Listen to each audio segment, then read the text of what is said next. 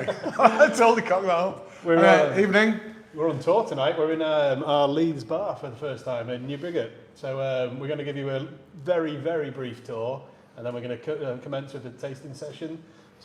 So yeah, it really will be quite brief because it's not the biggest bar in the world. What's our capacity here? About 60? 60 during social distancing, and then hopefully up to about 100 when things relax a bit. So it's a nice small venue with 20 different beers on tap, and then usually street food like our city centre venue. So yeah, they've got a kitchen below us from which they'll be serving you here and doing takeaways in the local area. We've got nice booth seating over here, window seating to the other side, and then lots of table seating in the middle. So as Wayne says, yeah, 60 seated as it currently stands, and then slightly more once we're beyond the social distancing period. And then hidden and give all the secrets away now. And then, as it says here, can I tell you a little secret? So we've got a hidden little room over here. Oh, we're actually having a nosy, are we, Ant? Go on then. And in there, very brief. Only a sneaky glimpse. So in the future, when we are hosting these YouTube sessions, the people in Leeds will be able to book that room out and watch the tasting live there and be able to pre-purchase the tasting sets to have in that room. So thanks for joining us. Like we said, welcome to all our subscribers and everyone else. Sorry for the slight delay this time shipping. It wasn't actually anything to do with us processing this time. It was because we wanted the freshest beer available. So two of the beers, the Mangolorian and Mos Eisley Catharina, were brewed for Star Wars Day, May the 4th. So we needed to have those beers ready to go to you guys. And we've probably mentioned it 1,000 times, but we are having a few issues with our can labelling machine. We'll tell you a little bit more about an update on that later. So myself and Nadia stood behind me, hand labelled all of your cans. So apologies if they're wonky, but we had the fun and games of hand labelling 1,000 cans, which was so they had 500 of each beer to do, and it's been a labour of love getting these beers out to you. You've got them way earlier than everybody else because these guys hand labelled them before we had a slightly better solution in place to do that for the rest of the beers. So we mentioned we're at the new bar in Leeds on New Briggate. So we're looking out of the window here and we're staring straight at Belgrave Music Hall. Just to my right, there's a roundabout and we've got the Brewdog Bar, Brewdog North Street, I think it's called, outside. And then if you follow come out of the venue and turn left, go a few yards up the street and you've got North Bar. So we're in an awesome location. So when lockdown restrictions ease next week, we've got the venue open for the first time. So we open to the public on Thursday. What date's that? 20th. Thursday 20th, we're open to the public. You can log on to our website and you can actually reserve the seats. Soon as the restrictions fully ease, which will hopefully, touch wood, be 5 weeks after that, you won't need to book anymore. You'll be able to turn up and have a pint, enjoy some food. So yeah, pretty exciting. And this is the last time, touch wood again, that we're doing this without a live audience. So as of next month, we're going to be doing these events with a live audience, and we're going to tell you more about that later on. So a bit of warning, a bit of advance warning. Anyone who's a subscriber, take your barrel-aged Chocwerk Orange out of the fridge now to let it have a chance to warm up. Anyone who's bought the tasting pack online, that's a chance to take your Nugara friend out of the fridge. Unfortunately, we didn't have enough Chocwerk to be able to do that as the tasting pack, but it's still a great beer to have alongside us. I wonder why we had both on the bar behind me over here. Now I understand. Yeah, we have to taste both. both. Oh shit! All right, okay. Whoever had the sweepstake on the first sweat goes down to me. A lot earlier than normal. So you might have noticed on the table in front of us as well, we've got the Honest Bean packs. So for the next 4 tasting sessions, and all our subscribers are going to get a free pack of Honest Bean. So it's a really nice snack. So this month it's sea salt and vinegar. Yeah, sea salt and cider vinegar. So we've got it paired with our first beer, which is Groundhop Day. So we'll tell you a bit more about that once we've got the beer underway. Yeah, you're going to be getting different flavours of these over the month. We had to do an advanced tasting of them all to approve them all. I think both of our favourites would be the chili and lime, is it? Or chili and lime? Well, I'm a big fan of the sea salt one. I like the vinegar. It was quite intense, but in a good way. So it's a bit like... it's very vinegary, but yeah, I think that works really well. You remember like discos or salt and vinegar squares? Sort of things? Okay. So at this point, Wayne's supposed to pour the first beer, but I've jumped ahead and already done that. So, so the running order for tonight is going to be Groundhop Day, followed by the Mangolorian, followed by Mos Eisley Catharina, followed by, I guess we'll do Nougat a Friend, and then we'll do Barrel-Aged Chocwerk Orange. So we're finishing off with a double stout finisher. If you're ever in doubt as to what we're consuming at any point in time, we do have this little can graphic that's been put in the middle here. Which we will definitely remember to update between beers. Yeah, if you hear a little bit of noise off camera, it's probably Nadia shouting at us to tell us that we have forgotten once again to change this little thing here. Okay, so as we go through, we will be talking you through the concept behind each beer, what ingredients went into the beer, why we called it what we called it. And you'll have the opportunity to ask questions. As we say every time, the more questions you ask, the more interactive we can make this, the better it's going to be. So the way that you can get your questions in is to just post them in the comments below this video. We've got Nadia and Ant behind the screen there, looking at your comments coming in. They'll then pass those comments in to us with this little hand. What do we have? What's the name of the hand? Here we go. Question hand. The question hand. It's trademarked now. So Trademarked. Question hand TM. Yeah. So there we are, if you can see that. Today they definitely haven't looked very strange on the train to Leeds and walking around Leeds City Centre with a giant hand on a stick, or small hand on a giant stick. So yeah, the hand's been with us since day one for these tastings, and this is actually, is this our 13th? It is our 13th, unlucky for some. Unlucky for some, but not for us. Well, not until we get home, we get in trouble because we've been out late drinking. Sorry, Sal. She's been tuned in Although now, so Sally and we won't Polly, be home late. I can guarantee you that we actually did eat before this time. So we've done our best. So yeah, without further ado, let's go to the first beer. Last thing to say is, as we go through each beer, there'll be a little section at the end where we'll field your questions, and there'll also be a little subject that we'll pick up. We'll talk to you. Well, I think Wayne's got something to say about where we are with the venues at the minute. We'll be talking about next subscription pack. Yep. And I forget what the other bits are, but we'll get to them in due course. So, Up-and-coming YouTube beers is always a favourite. People want to know what's coming up next month.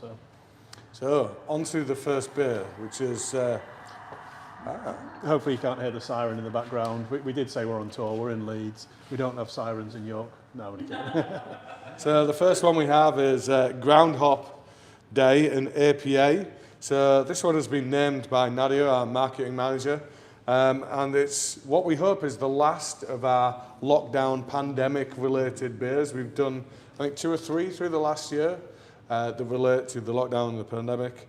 And this particular one is Groundhop Day, like Groundhog Day, in that we've all had these periods over the last year where all the days have kind of blended into one, and we don't know if it's a Monday or a Sunday or a Tuesday or a Friday.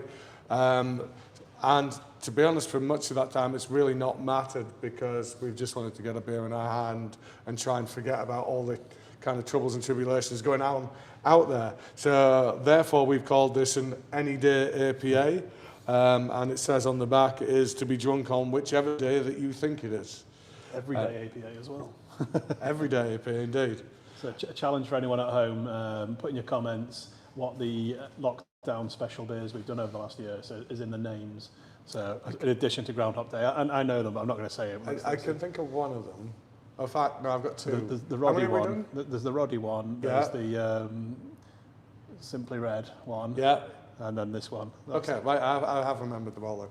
Okay, hopefully everybody else has as well. Yeah. So, yeah, Groundhop Day. So, it's easy drinking, isn't it? It's one of our favourite styles. Easy drinking, not overly challenging. Hopped with quite a few of our favourites. Columbus, or CTZ, as we put on the can. Mosaic. Citra. Simcoe. Idaho 7. Oh, Idaho 7. So Citra, Mosaic, Simcoe, my team refer to as my holy 3 because I try to put them in almost everything I can. And you'll notice that it's a pale ale, it's light in colour, low in strength, 4.9%, but you also get a bit of bitterness because that's kind of our thing. We like our traditional American pale ales. We do obviously brew your more softer East Coast, hoppy beers and easy drinking beers. But this is the type of thing that we really love during lockdown. So it's a bit of a nod to that for us. Bitterness on the back of the tongue, the hops really work well with that, and it's quite a nice sessionable beer. Yeah, not one designed to overpower the palate. It's just designed to be quite easy to consume. Yeah. So that's that one. So where are we with the venues now then, Wayne? Before we do that, has anyone answered our quiz questions? No. No one's got it? Oh, well, we best leave it for a while then, in case anyone... Derek said, I've tried too many of them, I can't remember. Is this Derek Reathens? And apologies if I've mispronounced that. Venues. Obviously on Monday, the restrictions changed one more time, so finally we can go back and drink indoors with our friends. So rule of 6 will still apply, so you can sit with your friends up to 6 of them indoors, or 2 households, up to 2 households of any number. So we're trying to keep things simple in our venues. Our tables are 6 anyway, so it's maximum of 6 people in our venues from any households to try and make things nice and simple for the next, hopefully, 5 weeks. Anyone who's been to visit us since we've reopened the Brewer's Yard, or opened the Brewer's Yard, will realise that someone's about to knock on our door. We'll realise that we opened 7 days a week. We changed the Brewer's Yard because there was so few numbers of venues open in York, so many few people with outdoor space. We figured it makes sense to try and cater for everybody. And our bar team have been working so hard and for 7 days for the last 5 weeks. We're going to change that as of Monday. Monday's our rest day again. So all our venues will be closed on a Monday, and then we're open from Tuesdays through to Sunday. And that's great because that means all of a sudden the tap room, the beer hall, the Brewer's Yard in the city centre are all open. We've got Market Tap open in Pocklington, and we launch New Briggate where we are now in Leeds. That'll be launching to the public on Thursday though, so Tuesday is a little bit of a thank you to all our staff, so we're going to head up here and put the venue through its paces and see... Tuesday, you'd be a day late. Yeah, sorry. And Monday, and then put the venue to its paces, and then see if we can break anything and make sure we've got time to fix it before you guys all come to visit us, hopefully on Thursday onwards. So I think the spaces are filling up really quickly, especially on weekends. So if you do want to come down and visit us on a weekend, please go online, go to our website and book yourself a space now. Don't want anyone disappointed. But in 5 weeks after that, when the rules change again, it'll hopefully be a lot easier for anyone to come and visit us. Although we hear today that's a little bit up in the air now. Boris is saying the Indian variant might actually change the June 21st date. We need some Indian pale ale to counteract it, don't we? Yeah, indeed. So hopefully that doesn't prove to be the case, and the public act responsibly between now and then, and we can still extend, or relax rather, those restrictions on the 21st of June. So we mentioned on previous stations we've got some exciting news for our tap room, some development still to happen. So we're going to be extending the tap room round to the front of the brewing area where the sliding doors are, which means that the Brewer's Yard will kind of integrate into the brewing area. We're not quite ready to go with that yet, so we're going to need a couple of weeks to get that up and running how we want. But we'll have the indoors area open again, so there'll be plenty of seating for you guys. And then we're also going to have our tank beer ready. So hopefully you guys have had a chance to try Lupul Iron. So Lupul Iron's our APA, our core 5% APA, which happens to be gluten-free. It's what we were drinking before we went live today. It's we've both got one off camera.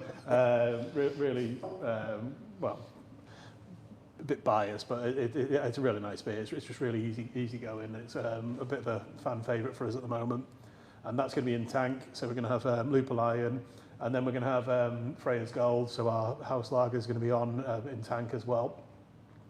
Good news about that one is that we have brewed that for the first time on our reverse osmosis kit at the new brewery.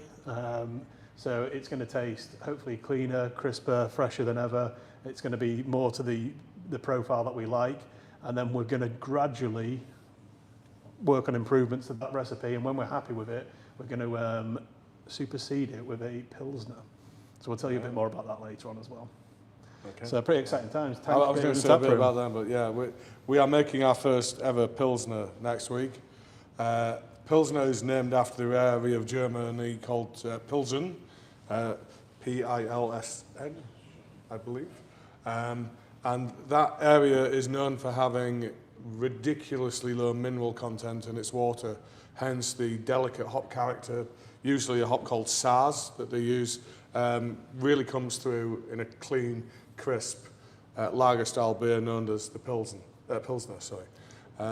So we are making that for the first time ever because we now have the RO water. We can bring our mineral content down to those kind of levels to create that type of style. So for comparison, so anyone who's tried Freya's Gold is what we brewed to. We originally started with a beer called Dante's Hellers, which is a Hellers lager, which is quite a malt-forward lager, which as brewers we really enjoyed. A little bit sweet as well, wasn't it? That one? Yeah, it's something that for our palates at the time we thought it was a really nice lager, and we listened to customer feedback, and customers liked it, but they wanted something a bit more cleaner and crisper, easy going. So that's when we brought out Freya's Gold. So we developed the recipe a little bit, simplified the malt bill, and then made it a little bit easier going for the consumer.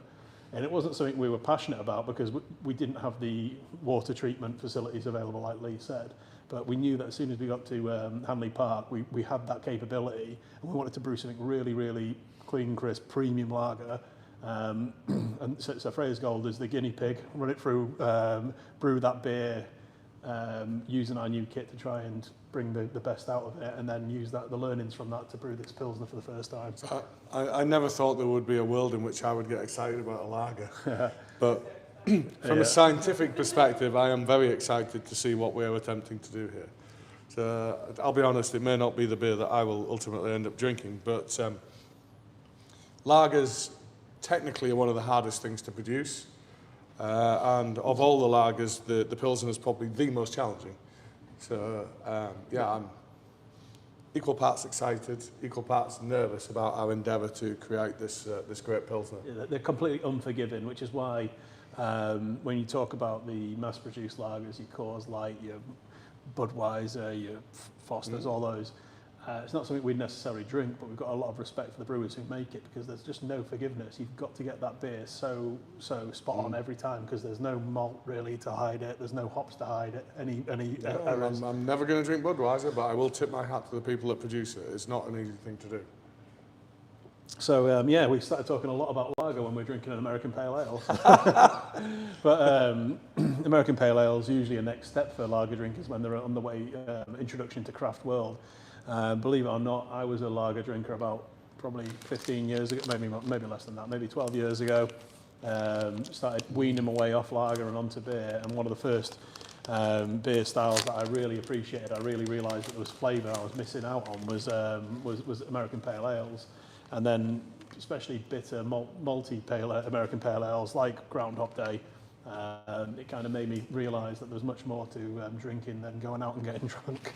It was enjoying alcohol, enjoying beer, enjoying the flavours that it brings, and hopefully, flavour-wise, what are you thinking? Why you got your mouth full?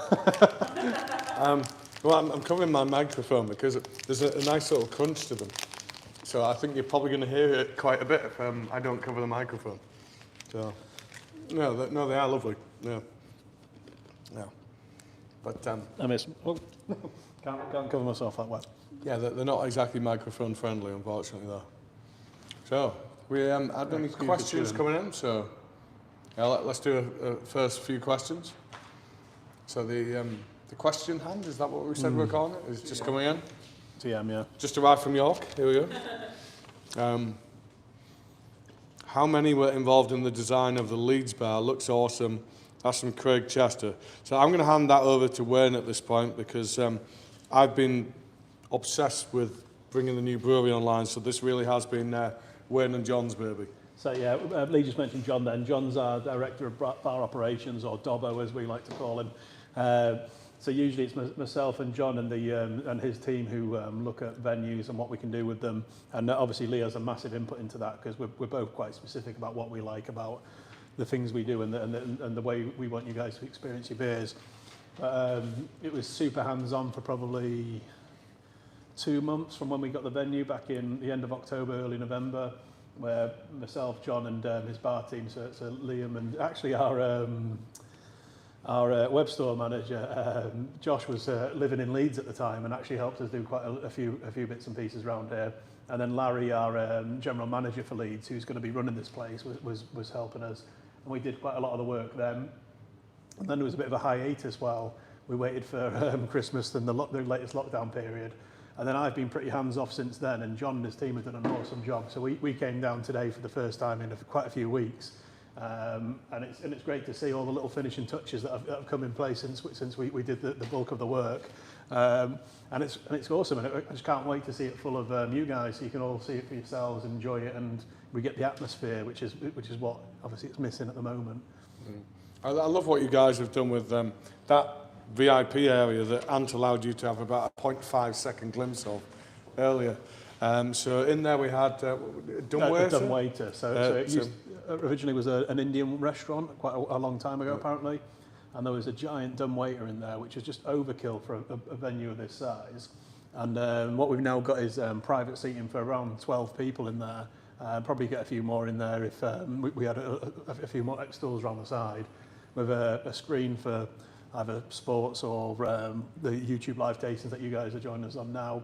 We just think it'd be really cool little space that was completely wasted before. And we can do tutored tastings through there. Yeah, that's going to be another cool thing. So meet the brewer events. Ourselves will be down here quite a lot initially because we love Leeds, and we haven't had a chance to see a lot of you, the Leeds crowd, and say hello. It's been over a year, so we'll come down, do some live tastings or interactive tastings with you guys, and then we'll get our friends when they come to brew with us, and we'll come do some tastings in those rooms as well. So hopefully you'll enjoy it. Okay. So next one is from Ben and Sarah. So Ben and Sarah say, hello Brew York, where you've just joined the Drinking Outside the Box Club. So they're abusing their privilege as new subscribers, and they would like to ask 2 questions. Okay, so are there any plans to open up a tap room in Manchester, as others are doing? Should we do that before I read out the second one? No, I've got a full mouthful. So Manchester is an area we've looked at previously. We found some interesting options there. It remains on our radar. Yeah, I think we would like to. We go a step further than that. When we bought the Leeds premises, we actually paid a deposit on a venue in Manchester at the same time. We were super excited. Oh, we're going full disclosure. Yeah. We were super excited to commit to something in Manchester, and then for a few reasons, the opportunity fell through. We just forfeited our deposit and walked away at that point in time. We were in the full-blown COVID, full lockdown, and it just wasn't right for us to pursue it. So we decided to park that, focus on Leeds, focus on bringing York back up online, and then Pocklington, and try and get the new brewery expansion underway, and then look for venue opportunities after that. So if anyone knows venues in Manchester they think would be cool, then please let us know. We're super keen to get back there and find somewhere to hopefully tick the box of a new venue outside of Yorkshire. Yeah, I mean, it should go without saying that we love the north. Newcastle. I'm going to shout out for Newcastle from behind the camera. Lee's home. It's my heritage. Is Newcastle is where my family comes from. It's where our next questioner comes from, actually. My family are from Middlesbrough as well, so we've got quite a northeast heritage. So yeah, we'd be more than happy to find a venue up there as well. So I'd like to hope one day Manchester, like Wayne says, we got very close at one point. Really thought it was going to happen at one point, but for reasons we can't go into, it didn't. So we'll continue to look there, and there are other places in the north and perhaps further afield that we will be looking at. Okay, so the second of Ben and Sarah's questions is, do you have any plans to make non-alcoholic beers? There's some really good ones out there from craft breweries. Yeah, in the fridges behind us, we have a selection of Big Drop beers who are absolutely killing it with the low alcohol beers. It's something we've looked at. It's not an easy thing to do. I think, as I've said on previous tastings, there are a series of ways you can go about it. And the cheaper ways tend to lead to not so great products that aren't very reminiscent of actual beers. So as with anything that Wayne and I do, we want it to be the best of what we can do. We want it to be the best of those kind of things in that field. And we don't currently have the technology and, to be quite frank, the knowledge to be able to produce those types of beers to the quality that we would want to produce them. But it is on our agenda at some point to do that kind of thing. It's just not at the top of the list at the minute. So I got a good question here from Matt. Bar looks awesome, guys. All those taps, are they different beers? Question mark. Yes, they are. So 20 lines in Leeds, 4 casks, 16 keg. And I might as well do you a quick walkthrough because a lot of these beers are core and we want them on all the time, so you guys get to experience them. And then we have a rotating specials line. So cask beer, starting on my far left, which is probably your right. You might need to pan the camera at this point. Is Tom Coco. So Tom Coco, how can we open a venue without Tom Coco? So Tom Coco we want to put on cask. It's awesome beer in that format. Put all these cans and my phone in the way. So yeah, cask Tom Coco, and then we're going to go on to our core APA, which is Karma Chameleon, 3.9%. 7. Oh, I knew I'd get one wrong. So Karma Chameleon, 3.7% APA, and then we've got Haze of Thunder, 4.2% hazy pale ale on cask, and then we've got Maris Yotta, which is our house bitter. So this is an English bitter that we brewed as a core beer when we first started, and then we brought it back because of it seems to be a popular mainstay in our venues. So we'll hopefully have it as a permanent beer, but if not, it'll be our rotating seasonal cask. Hopefully you guys will enjoy that. Turns out craft bitter's a thing now. Yeah. I always feel the need to point out at this point in time that we released that 5 years ago before we got trendy to do bitters. Then we have a special line on the your far right hand side that Ant's filming just a haze now for you guys.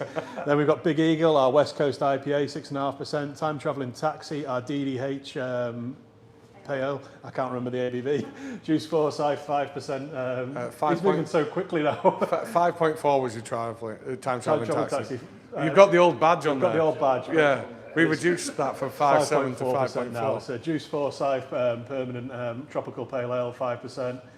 Goose Willis, 5.3. 5.3% gooseberry full sour. Shea Guava is a guest beer, a seasonal beer, so that's another sour. It's a guava pastry sour. And then today we've got on Mos Eisley, so that'll be the launch of Mos Eisley in here. We'll have, which also happens to be guava, but it's guava and papaya, and it's also vegan friendly. Well, that and the next beer we are doing in tonight's tasting. Yeah, so the next one, which is a little bit blurry at the moment, is the Mangolorian. So again, that's one of our seasonal lines. We've then got another seasonal line which doesn't have a beer on it at the moment, but it will when we launch. And then we've got our birthday beer. So which one's that one, Anne? The Revenge, and 12%. So our birthday beers will be on when we launch. And then if you go left again, we've got a New Beginning. So that one's the one with Amundsen. And then we're basically going to have all 5 of our birthday beers. So where you've seen the 3 lines that say New Brigade Special, they'll probably be our birthday beers by the time we launch.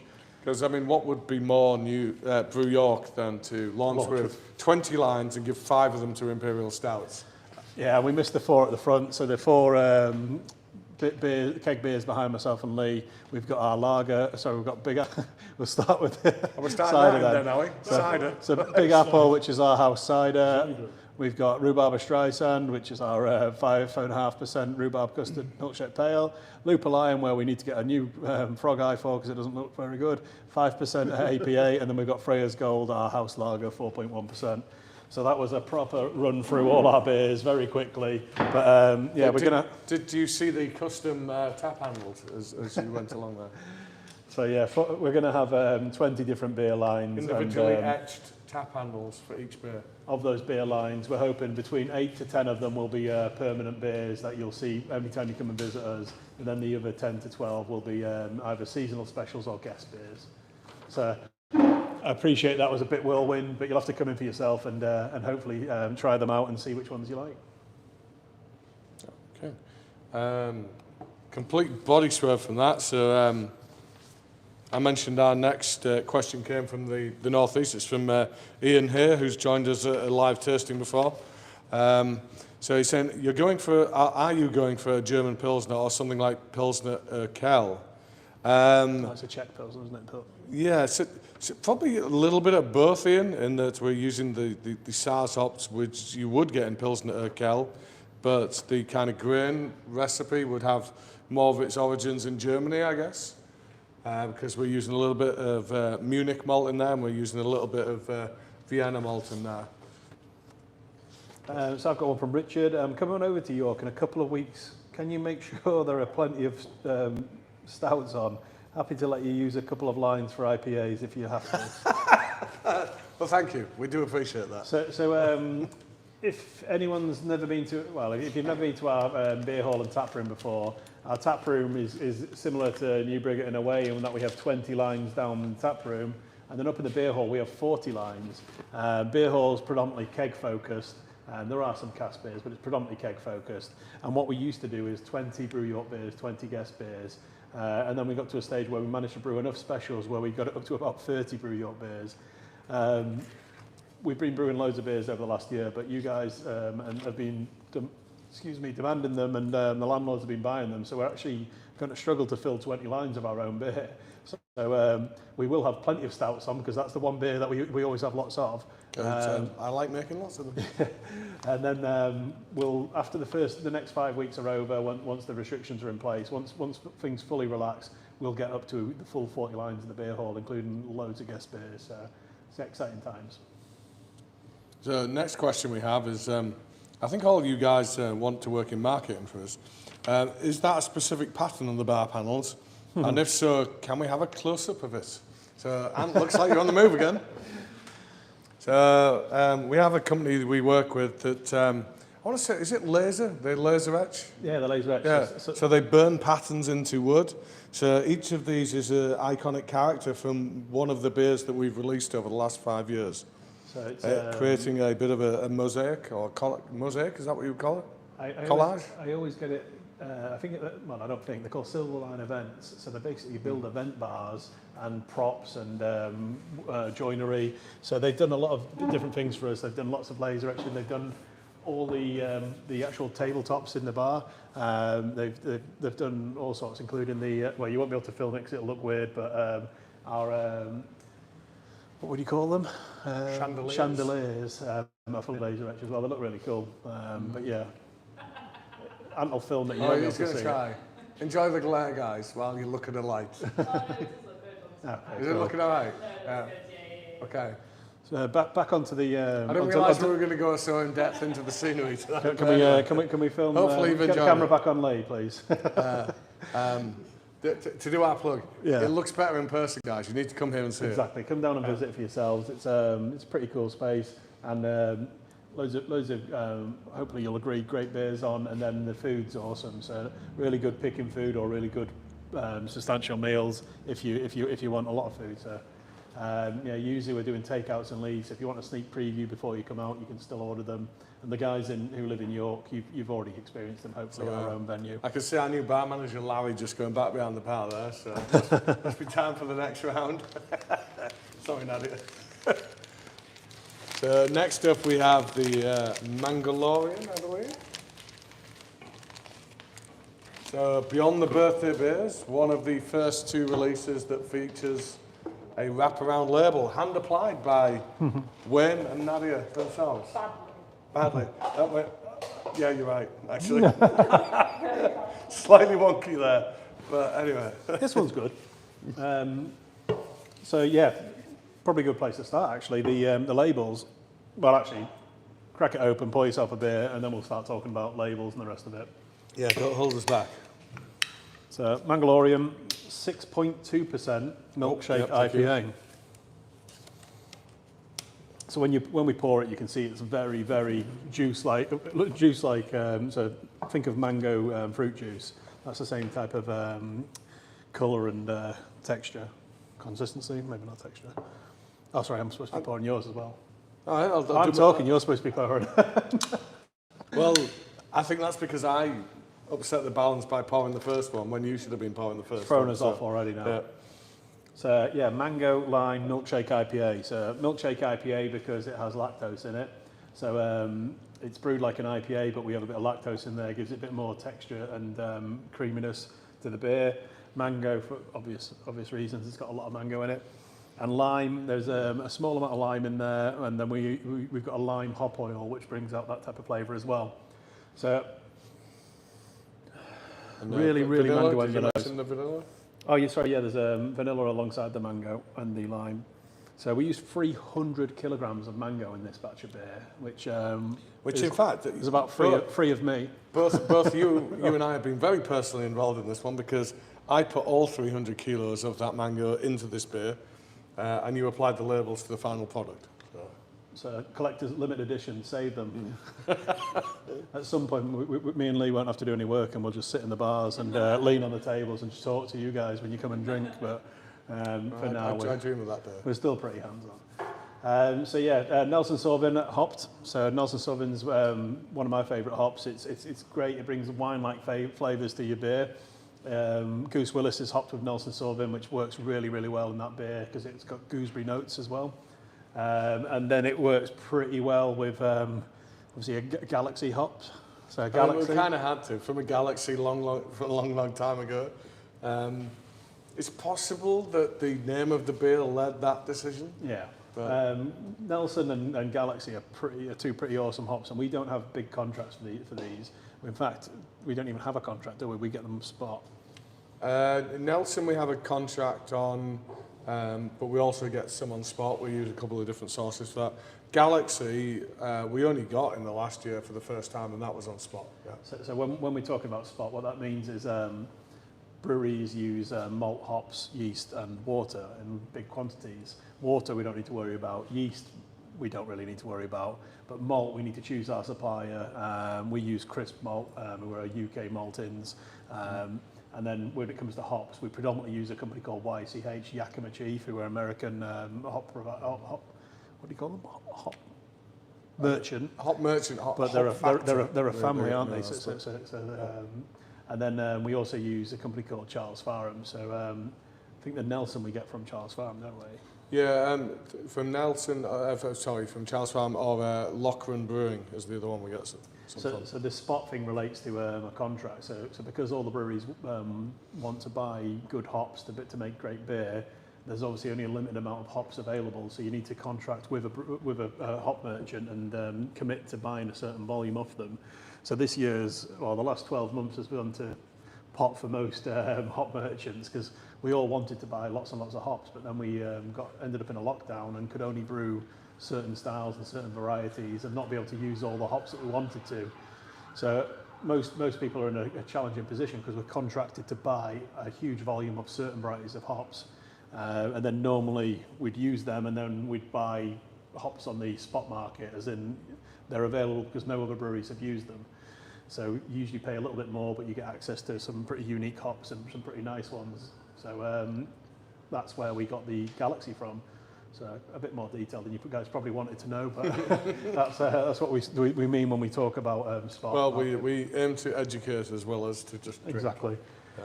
So yeah, 1 or 2 Star Wars beers today. Oh yes, so if you've got an empty can, don't pick it up and look at the bottom of it if you've still got beer in it. But the bottom of your can, this one is it's a trap. It's a trap. So I think the guys on the canning line got a bit creative on canning day. But yes, so the beer itself. I only realised today that they've been doing this because I got a time travelling taxi, and what does it say? Great Scott! It says Great Scott on the back of it. So, yeah. We really did get a time travelling taxi today. So we booked a taxi for 4 o'clock from the brewery in York to get us to the train station. I headed off and I messaged Lee to say that the taxi's ETA is 4:03, and then it was like, your taxi's 4:09. And about 4:20 it turned up. Yeah, it was literally every couple of minutes it was jumping back and forward. So if you ever wondered why we call the beer time travelling taxi, that's what it's in honour of. So back to the Mangolorium. So hope you guys are enjoying this. This is a very mango-y beer with bitterness from the lime and a bit of the hop bitterness. Yeah, I think if we're honest, there's a little bit more residual bitterness in there than we would have hoped for. And I think given another week, maybe that would have gone away. So this is a milkshake IPA. IPA implies a use of a large amount of hops. So we've used a lot of Nelson, we've used a lot of Galaxy. And regrettably, that residual bitterness you can get through high volume hop use has not kind of tapered off at the rate that we would like it to. So we shot ourselves in the foot in quite a big way, because we basically committed to a Star Wars beer, so there was already a time deadline. Yeah. I'm just pointing, not you guys on the camera, the driver trying to get into our door. We have a food vendor that trades from here, and all the drivers are turning up to collect the food at the door behind the camera, rather than the back door where they're supposed to go to. So yeah, we had a time deadline, May the 4th. We wanted the beer to be out. We realised we couldn't release the beer at that stage, but we'd also committed to doing a tasting with you guys with this beer as well, and we printed it. So we decided to hand label them, and the beer's tasting good, but I think in a week's time it's going to be great. I think it just needs an extra week for the hops to soften out a little bit more, and it's one of those really difficult things where we could have pulled the beer and then left you guys disappointed, or commit to it a week early and hope it got better, and it definitely has got better. I just think it still needs one more week, so we're really sorry about that, and hopefully you guys still enjoy it. But it's got a little tiny bit more bitterness. But I have a solution anyway. After you've had like one mouthful, there is that little bit of residual bitterness. The way to get rid of it is to take another mouthful. Yeah. I find that works really well. And then before you get a chance to get the bitterness, have another mouthful. And I mean, you guys let us know if you think it's got too much bitterness. It's there, but it's not as bad as some fresh IPAs I've tried. Okay, so we have our next questions coming in, but before that, we were just going to talk to you about our change of direction as far as our branding, our labelling goes. So you'll have seen with the recent birthday releases that we've gone to stickers applied to black cans in that instance. With these ones, stickers applied to silver cans. So we see this very much as the future for Brew York. So if you're going to be drinking one of our core beers, you're going to be drinking a printed can. So no longer will it be the shrink sleeve applied to a can. I suspect Wayne's about to get you an example of that. So this isn't a core beer, but Nougat Friend, if anyone's got one, or if you've seen them, it's a fully printed can. So it looks really cool. You get the reflection coming through. Yeah. But fully printed can. You've probably seen them before. We're certainly not the first brewery to use them.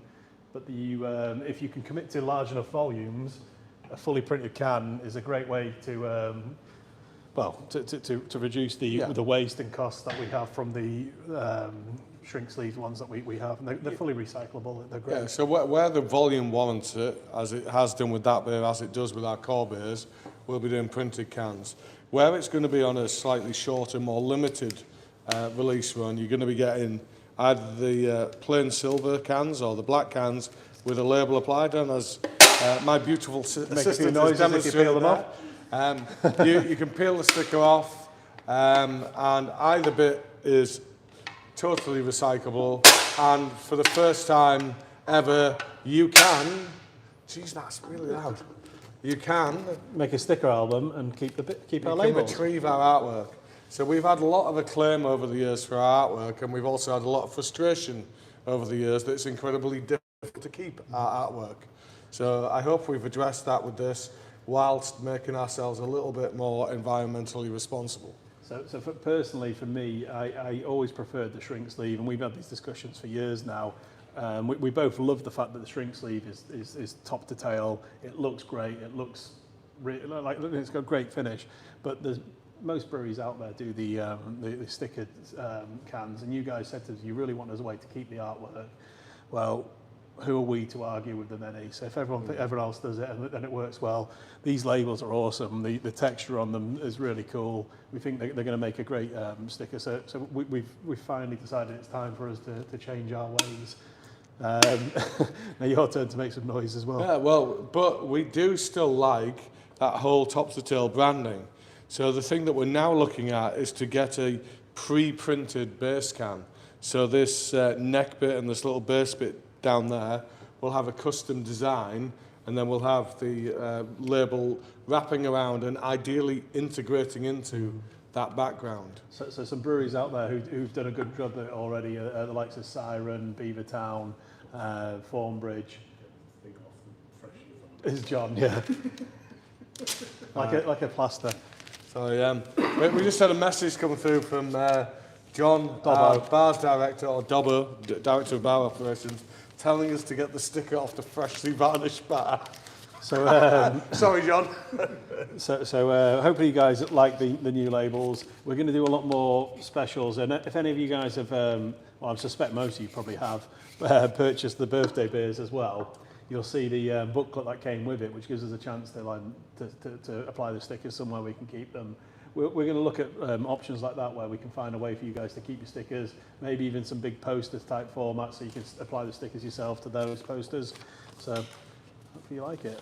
Anyway, have we got Juice Forsyth joined in tonight? Is he streaming? Kerry and Juice Forsyth. Pete and Carrie, yeah. So who've they got their money on the sweepstakes on tonight? Oh, is this you saying you're about to go? There's been none. No, I'm just. I think we're doing quite well. We're like 2 beers in. I feel okay. How are you feeling? I feel okay. Right. Yeah, we're good. We're good. We did some prep. If you're in Leeds, who's the designated driver? Is that Alan? Well, we're all on the train, so you're. He's called Bob and he works for Transpennine Express. Right, when you were homebrewing, what malt supplier did you use the most? I feel like I'm always giving the Malt Miller a plug. So it would have to be the Malt Miller, I think. Yeah, definitely. Well, at the time when we were homebrewing, it wasn't as prevalent online. And we even had, just around the corner from my house, there was a little homebrew store, Millfield Homebrew. They've closed down since, unfortunately. Because it all went online. Well, online. It's like, because the pricing is so cheap when you can buy it online. So 25 kilogram sacks of grain, at the time, you couldn't pick up online for homebrewing. It was a lot for homebrewing, but if you, yeah. And then but we'd buy one together and we'd split it, and then. Yeah. There's also a really good website called Homebrew Online, and they're actually based in Elvington in York. So we actually pick up material from them every now and then. It's been a while, but a couple of times. They've out with some sugars and things in the past. Yeah, exactly. So this is from. It was quite good last month because we were reading your questions out on screen. I didn't have to try and interpret Nadia's writing, but tonight I'm back to that again. So this is from Rig Boyer. I think is that Rig? Let me have a look. It's Wow, you need to work on your handwriting. This is from Rick and Morty. Have you factored in a contingency plan for people nicking your lovely new glasses? Well, yeah, it's basically when you get to the bar, when all restrictions are eased, you have to take your shoe off and you trade your shoe for one of our fancy glasses. And these are the cool glasses. But we've got 2 really cool ones on the way. We've got a half-pint version of the Brent. It's called the Willy, so we've got Little Willy on the way. And then genuinely? Yeah. Oh my God! Right. So we've got Little Willy on the way, a half-pint version of that, and then we've got we finally 5 years in, we finally got Tekus. Teku. I don't think we're allowed to. We're not allowed to know that. Right, okay. So we've got a really cool gold Teku glass for the Imperial Stout enthusiasts among you. So. It's a really cool glass, but it's on about a 3-month lead time, so hopefully we'll have it. And I'm pretty sure a couple of them will make it to my home bar, as they will to yours. So, I will purchase them from our web store like every other customer. Yeah, swap your shoes for them. It's just the risk you run in our game. I think we will be restricting it to the more premium beers. Yeah, so the Tekus will be obviously your very expensive beers anyway. So we would hope you wouldn't steal them. We will sell you. That doesn't mean the cost of the glass is considered within the margin of the beer. We'll sell you to them this for is a not very an reasonable endorsement. price if you would like to purchase them. But we have to remember we're in the north of England. So Wayne and I have been to tap rooms, etc., in London many times, and it's not uncommon down there to actually have to pay a deposit for your glass. But as we're in the north, we know that we would be laughed out the park if we even suggested such a thing.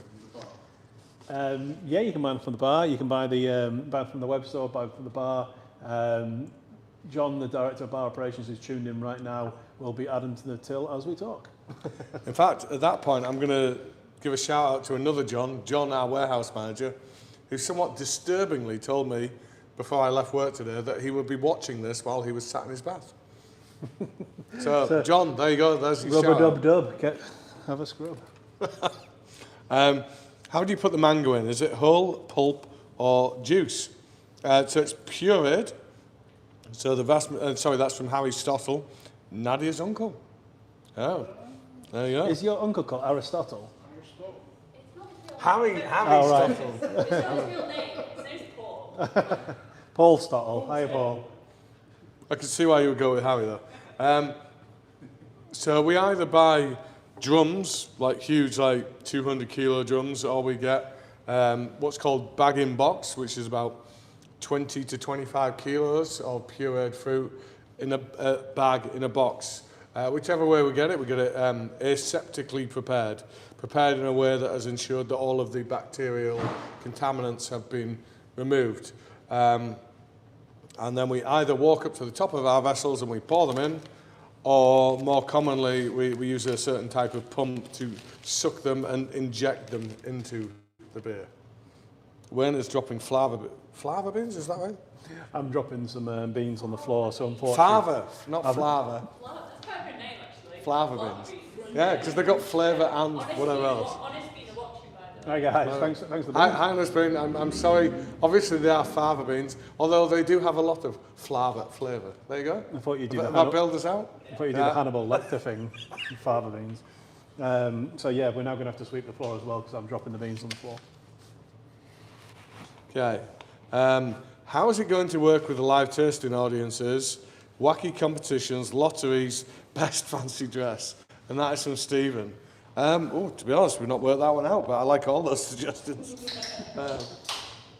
What we've done in the past, if we've run competitions and you had to do a particular task, like send in a photo, do a particular tweet, send a video, whatever that might have been. I remember that's how we came to meet Pete and Kerry when they did their little Deuce Forsyth Play Your Cards Right video and absolutely smashed the competition on that particular occasion to come and pay us a visit. We don't have any definitive plans. It will depend on the level of interest and it will depend on where we look to do it. So for the next one, I think we're going to be chatting about this in a bit. The next one is going to be in June. It's going to be slightly later in the month than we ordinarily do it, and that's because we want to once again take it on the road. We're going to be going to the Bigfoot Festival. It's not one you're going to have heard of because it's a new one. It's one that combines great live music and craft beer. And it's got the best of the UK scene and the best of the American scene, doing the music, doing the beers, and they've kindly agreed to allow us to film our YouTube session there. So it will be whoever is attending our festival that becomes part of that audience. But for audiences beyond that, just to bring Wayne into the loop here, we've been asked how we will select people to be in the audiences going forward. It's definitely not bribery. So I've just said what we're doing for the next one, that's the Bigfoot one. But then beyond that, when we start doing it, either in York or rotating around the venues, how are people going to get to be part of it? Yeah, there's different ideas and thoughts we've had. We're going to definitely do some draws for any subscribers who want to put their name forward. We'll definitely draw names to see who can visit.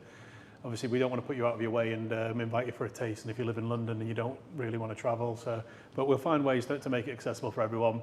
And we want to just maybe do something a little bit more spontaneous sometimes. And if you happen to be in our bar on the night of a tasting, we'll go around and pick people at random. As long as you're going to ask us nice questions and not hurl abuse at us. We've got a few different ideas. But if you want to be part of the live tasting, don't wait till it happens. Send an email to us at info@brewyork.co.uk. So info@brewyork.co.uk. Send us a message. Let us know you'd love to be part of it, and let us know in what format. So, as in, you want to come to our York tasting, you want to come to a tasting on the road, and we'll see what we can do to accommodate. Yeah, I'd say that's a really good suggestion because. Is that on camera? You literally stood on camera. Because above all, what we want is people that really want to be part of it.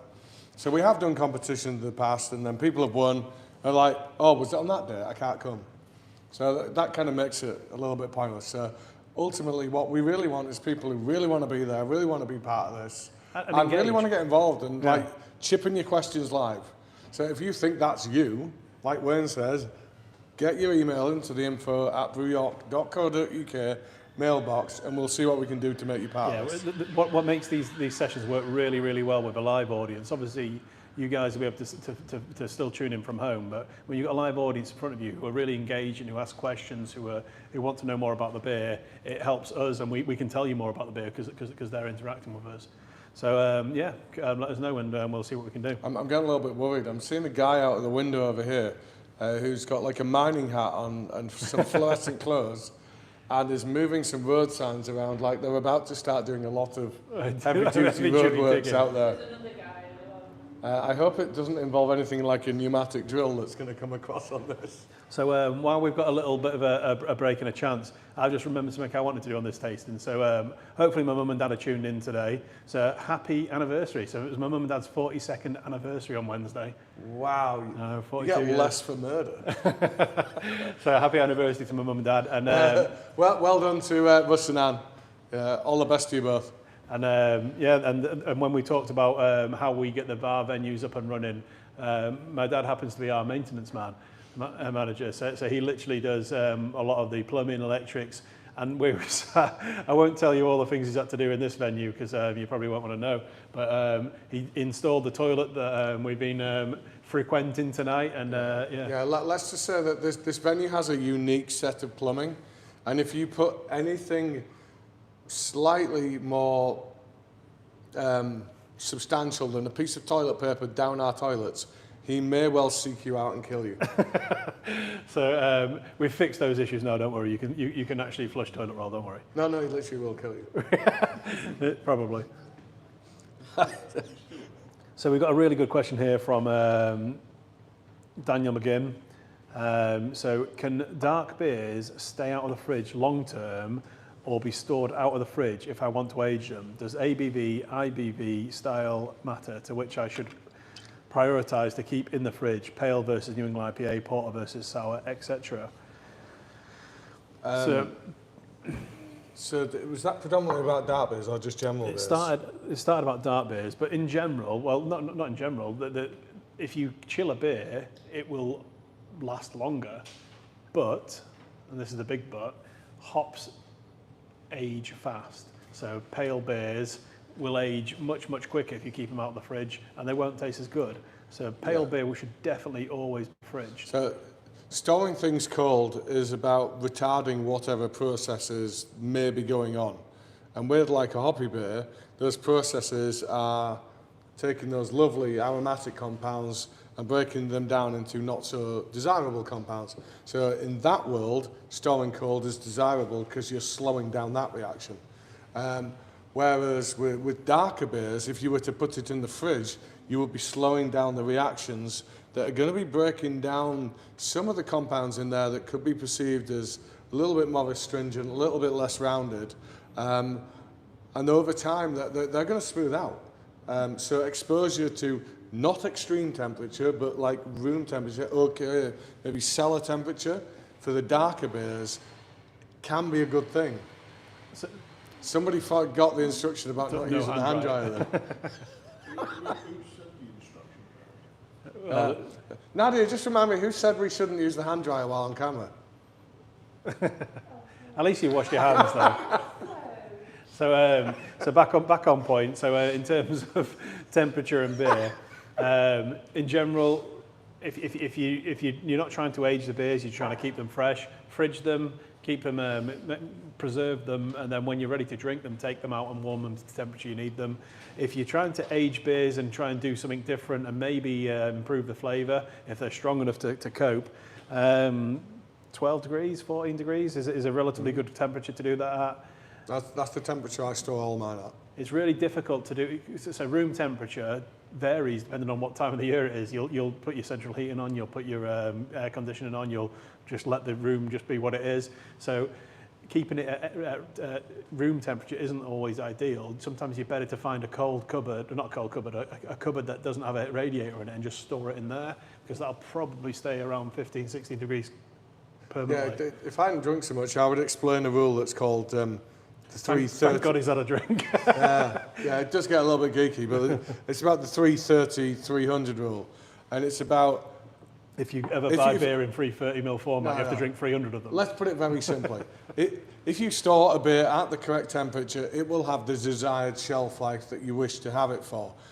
The warmer you begin to store it, the more you reduce that shelf life. To the point where if you stored something at 30 degrees, I think it's something that you would expect to have like a 9-month shelf life.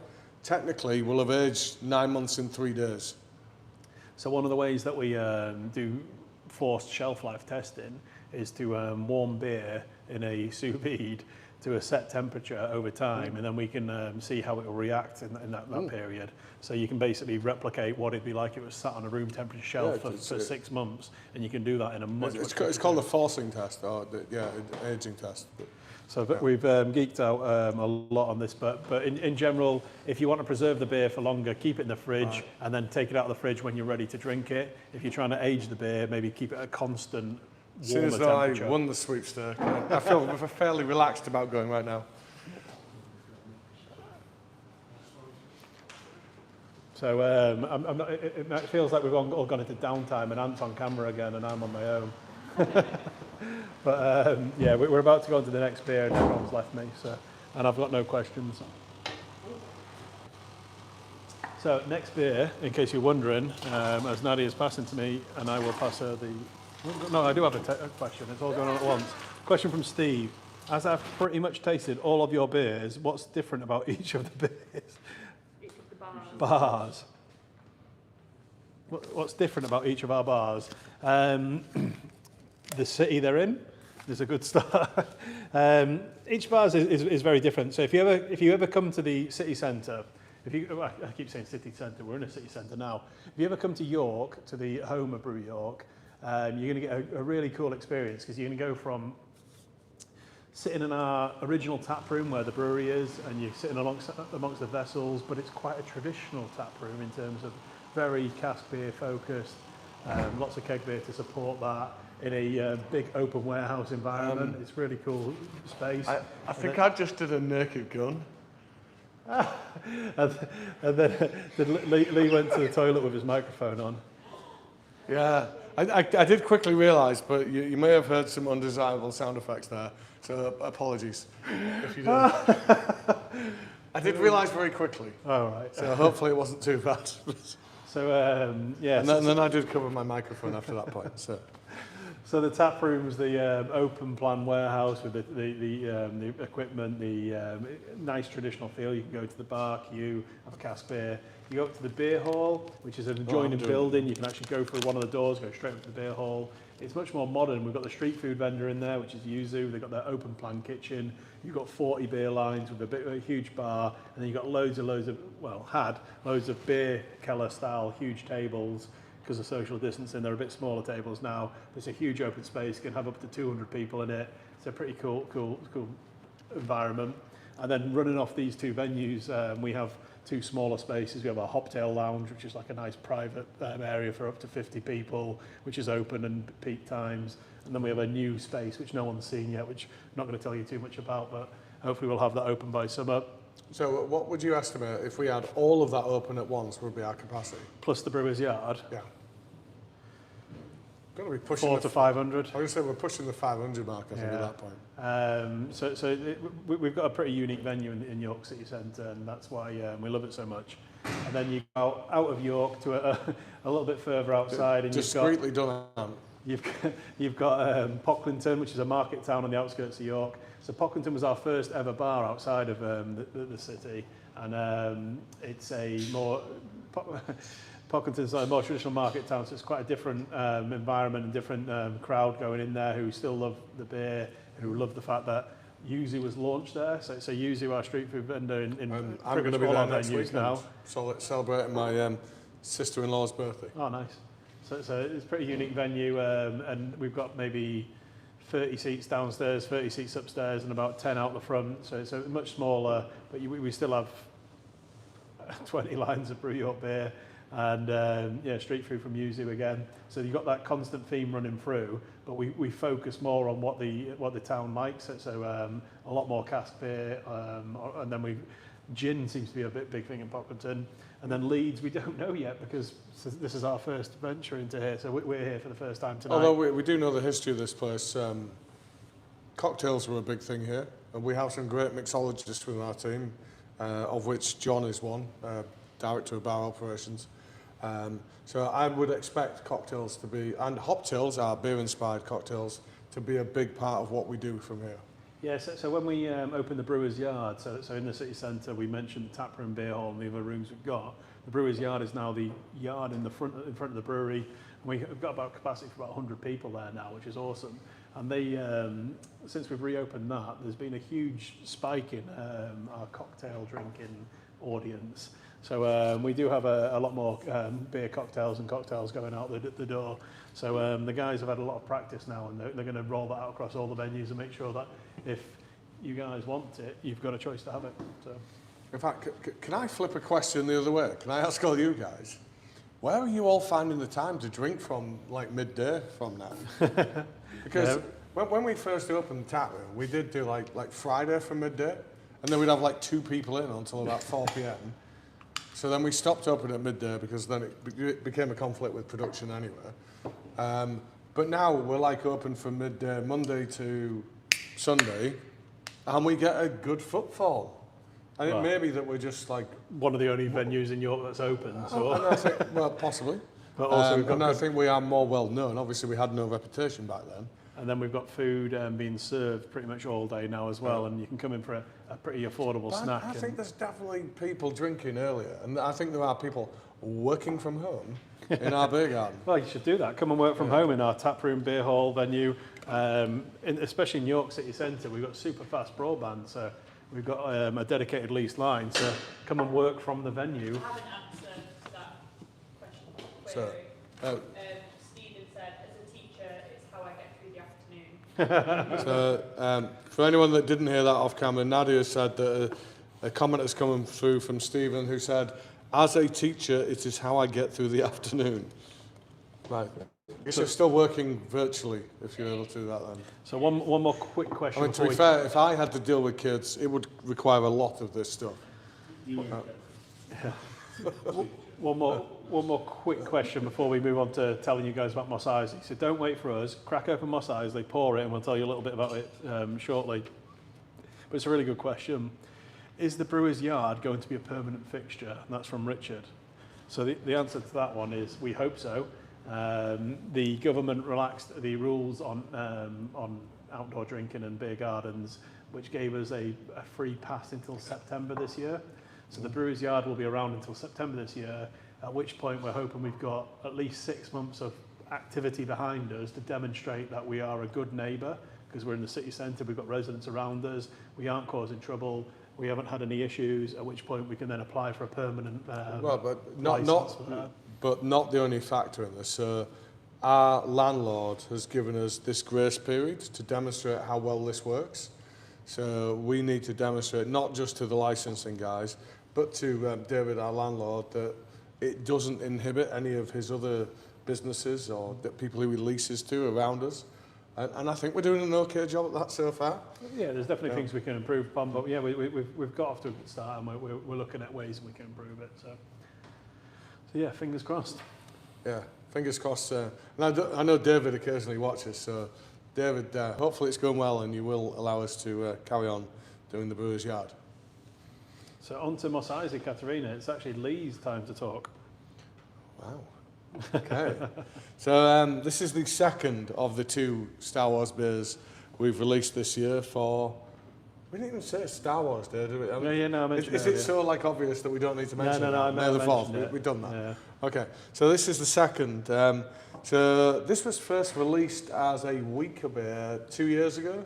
Yeah. So when we appeared at Sesh Fest at Magic Rock. That was the driver, yeah. So we had this beer in mind. We got an invite to Magic Rock Sesh Fest, which means that any beer you pour there has to be 4.5% and below, I think. Around that, yeah. And I think that's about the amount we brought in, that 4.5, wasn't it? And we were looking for a 6.5% beer at the time. We were like, well, we'll dumb it down a little. We'll try and drop the ABV because we really want to bring this beer out. It's a really cool one. Let's do it at Sesh Fest. So yeah, it debuted 2 years ago. Yeah, and it's always been the same style, but we've always changed up the the fruits that we use within it, and obviously with that example, the ABV. So let's start with the style. So the Catharina sour is a Brazilian sour, but it's a Brazilian sour that actually has its origins in Germany. So they took inspiration from Germany and the way in which they do sours, which are very, very heavy on wheat, and usually a little bit weaker than this. And they took that very wheat-orientated sour, and then they added lots of fruit into it. So what a Catharina sour needs to be is something that's very heavy on wheat, but uses exclusively tropical fruits to create that fruity sour. So it has to be things like your guava, your papaya.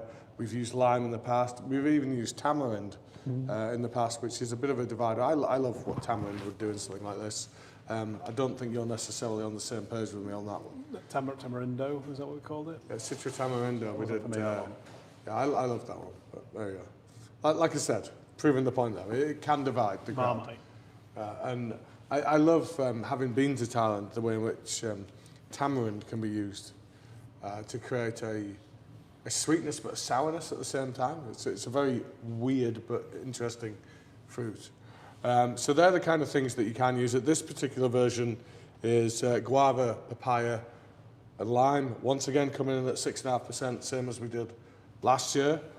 And I know we did another recent guava beer, but when I want to do an iconic sour that is fruit-based and not berry-orientated, then guava for me is my favourite fruit to use in a sour. It's the way in which it transforms. You can take this guava, which you just eat a guava and it's like, yeah, it's kind of bland. But then you give it this kind of like acidity that comes from the sour, and it's like, since when could guavas taste like that? Totally transforms the character into this really, really, really juicy, like hint of zestiness character to it. So I absolutely love, guava and things like this, and I think it's been backed up well by the papaya and lime in this. Yeah, guava is definitely one of my favourite fruits in a sour as well. When we had Brew by Numbers down to the tap to do a what was the collab called? Sour grapes and silly grapes. Yeah. We did a tap takeover event at the same time, so that we had their beers poured, and they brought one of their guava sours down. It was really good. It's definitely my favourite beer. That might be where my love of guava and sours came from, actually. It just works really well, and the main difference between this and Shea Guava, which we've got out at the moment, is the Shea Guava's milkshake. Well, not milkshake. It's pastry. It's pastry, so it's got vanilla and lactose. This one is the papaya and the guava give it the body. It still tastes quite thick, but it's so this will be considered friendly. more accessible because of that. And it's probably my favourite version of Mos Eisley we've done out of the three. All right, from Bob, can you tell us more about why you brewed it with torrefied wheat? So we brewed it with malted wheat and torrefied wheat. And the German sours use up to around about 40% wheat. You can't go above 40% or because wheat in its malted form is really small and it kind of knits together in the mash, and you won't get the liquid through it if you go above about 40%. So you go up to about 40% with wheat in its malted form and its torrefied form. To be true to style. As to why you would use torrefied versus malted, the real difference there is about sugar accessibility and about size of protein molecules, to get technical. So torrefied is big protein molecules, and torrefied wheat, the reason you would generally use that in any beer, and the reason we use a lot of it, is it's good at creating a nice foam on the top of your beer, and it's good at creating what they call head retention, the stability of the foam on top of your beer. So torrefied wheat is used in a lot of cask beers for that reason. So you get that creamy head on the foam, on the top. It's tight, and after a few sips, it's still there. So that's why you would use torrefied wheat specifically. So you asked the question. Apologies for getting a little bit too technical, perhaps, on that one. So hopefully you guys are enjoying this. Out of the two Star Wars beers, Mos Eisley right now is my favourite. In a week's time, might switch, but I do love the sour beer. It's not too sour. I think about a week on, I will be enjoying the Mangalorian more, but because of just how much I love guava in sours. It would have to go somewhere to supplant this for me. Yeah, it's not too sour. It depends what you guys like in a sour. It's maybe my palate's changing quite a lot, but yeah, it's more of an accessible sour for me, and I think it works really well. So the other thing we wanted to talk about before we start dig into the questions is the drink outside the box. So what have we got coming next month? So we don't tell you everything, but we always tell you the top 4. The beers we'll be doing this time next month. Yeah, so a huge thank you for everyone who's subscribing still. Pretty blown away, actually. Bars are back open, you guys are still subscribing, and the numbers are going up. It's pretty crazy to think where we were a year ago, if not more than a year ago, and now there's about 500 of you guys want to listen to us waffle and drink beer and then taste the 9 beers we send you. So huge thank you for being subscribers. And we keep trying to treat you. We've got some really cool not going to be surprises, I'm about to tell you what they are, but some really good treats coming up, both this month and next month. So, first one is Time Travelling Tractor. Nicely done. 7% Saison. So this is pretty unique for us, but we've got the new facility, well, the new facility, the old facility. Now that we've got the new facility, means we can start doing some more sour and interesting things there. And the start of that is getting a really great base Saison. Yeah, I'll give you a little bit more insight on that one. So Alistair, who's essentially our special projects brewer, he's basically taken our time travelling taxi and he's thrown a Saison yeast at it and he's tweaked around with the hopping a little bit. So it's basically what was time travelling taxi kind of conceived as a Saison. So it's a pretty interesting one. So we've got that coming up in next month's box. We've got a beer that we've all wanted to brew for a while, and Lilith, our new assistant brewer, named, and she came up with the name a while back, but it's an awesome one.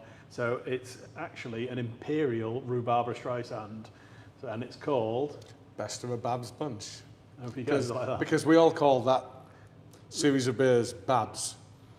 In fact, one of our canning lines got called Babs in honour of that particular beer. So it's going to be 8%, so an 8% version of Rhubarber Streisand is going to be in your box next month. And then next one,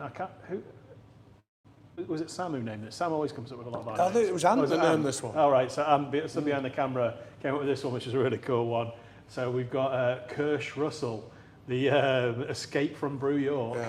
Yeah. Kirsch Russell, Escape from Brew York. So 6.5% pastry sour. And then the next one is a honeycomb oatmeal stout. Did you say the flavour of the pastry sour there? I mean, it's probably implicit. Kirsch it's Kirsch, so it's obviously cherry. So it's one that we're designing to taste like a cherry pie. And then the last one is a honeycomb oatmeal stout, and it's 5.4%, so it's quite low ABV for us, that one. And that one's called Honey, I Shrunk the Impy.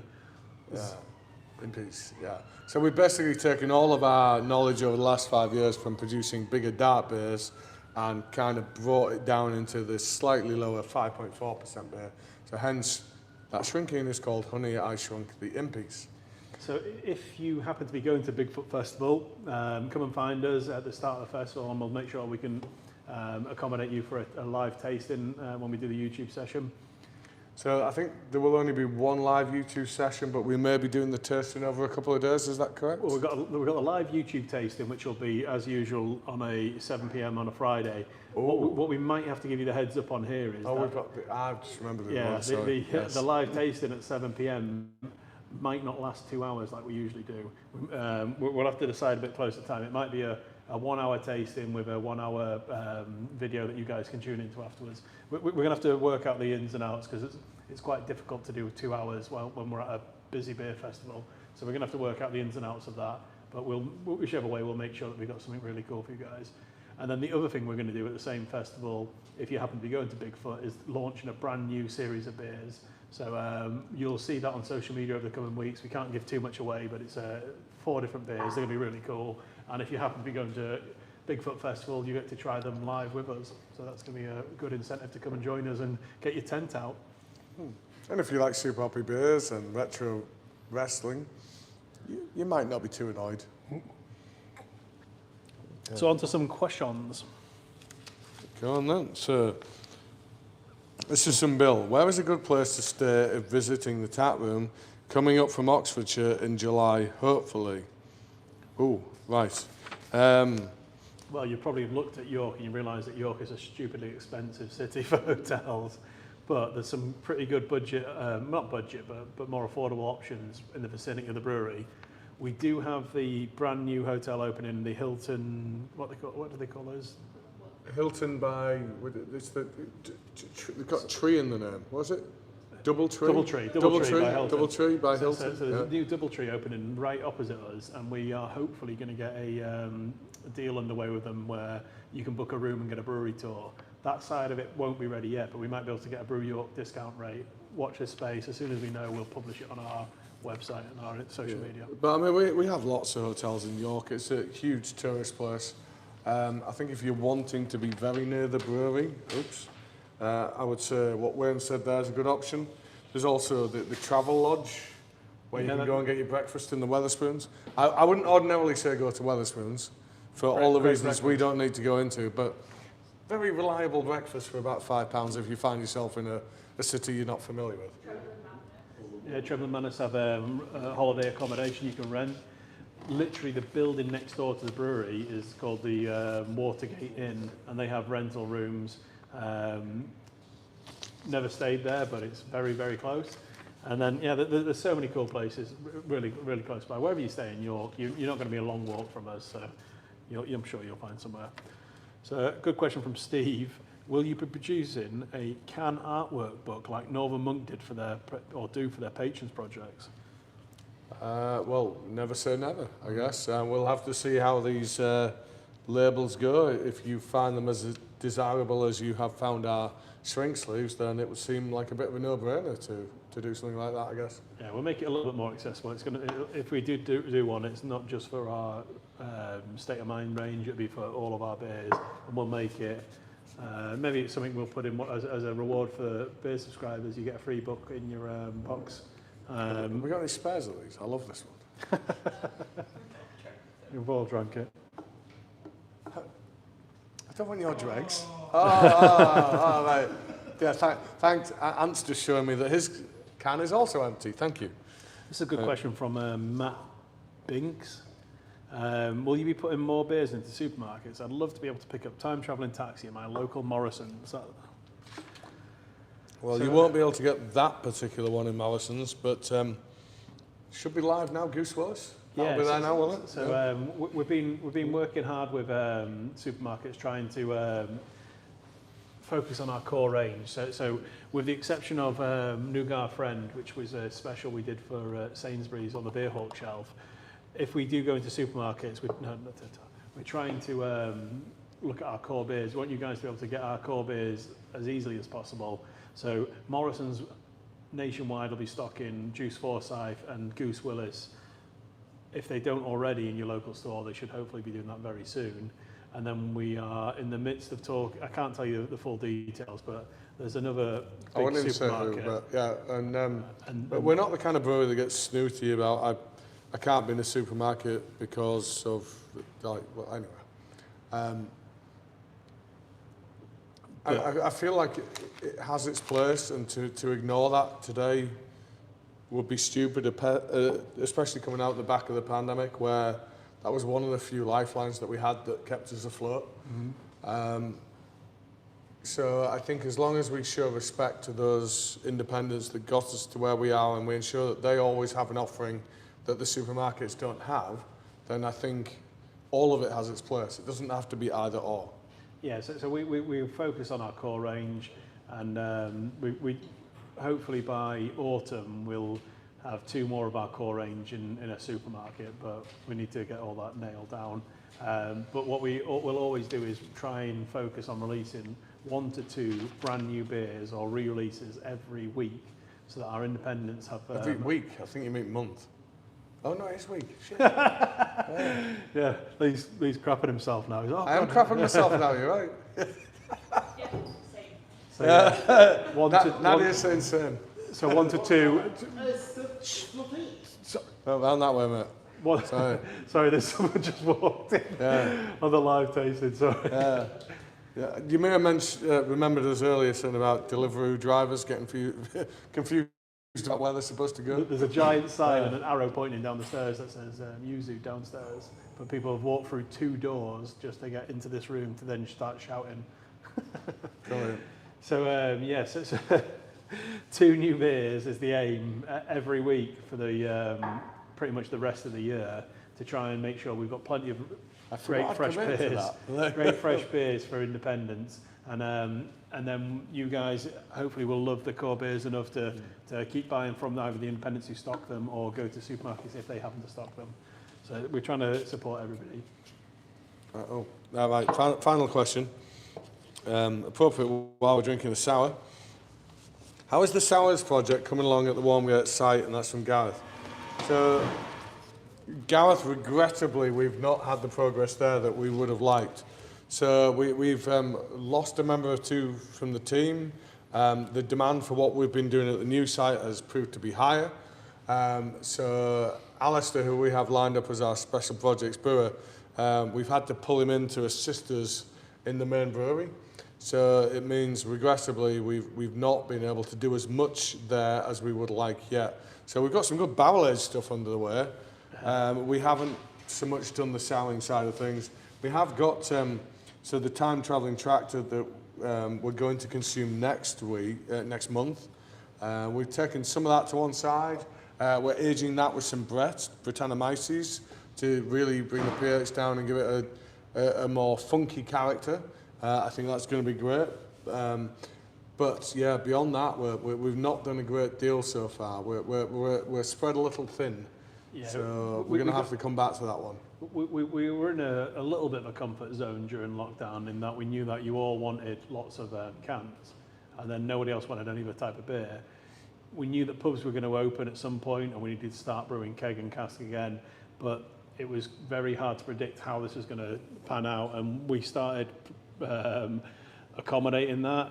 And even though our brewery's like 4 times, well, more than that, it's 6 times the size of what we had in terms that we can do. We've got a twin 30-barrel brewery versus an original 10-barrel brewery.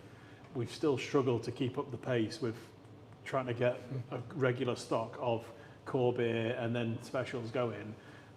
So we've had to basically focus on getting core beer back for everybody so that we've got the enough to supply venues when they open, and then have the once-a-week specials that we've been bringing out. It's the very definition of first world problems. Yeah. We have big, fancy new brewery at high expense, and we are still struggling to keep up. And we didn't want to rush out and bring in a brand new team. We wanted to make sure that our current brewery team understand our new kit well, and then we'll supplement that when the opportunity arises. So we've got a pretty good opportunity now to look at what beers are coming up and what we're going to do with that. We've got like a constant stream of Deliveroo drivers that we see at the moment who want to keep breaking into our bar, and Ant's going to act as a doorman now and kick them all out. Sorry about that. Well, I pity the fool that takes on Ant. Yeah. Sorry about that. It was. You guys probably didn't hear any of it, but it's just a little bit distracting.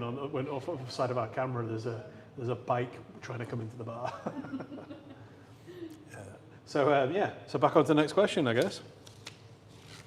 Going back to something I said earlier about not having the equipment or knowledge for brewing no alcohol beers. How about a low or no collaboration from Peter? Good shout.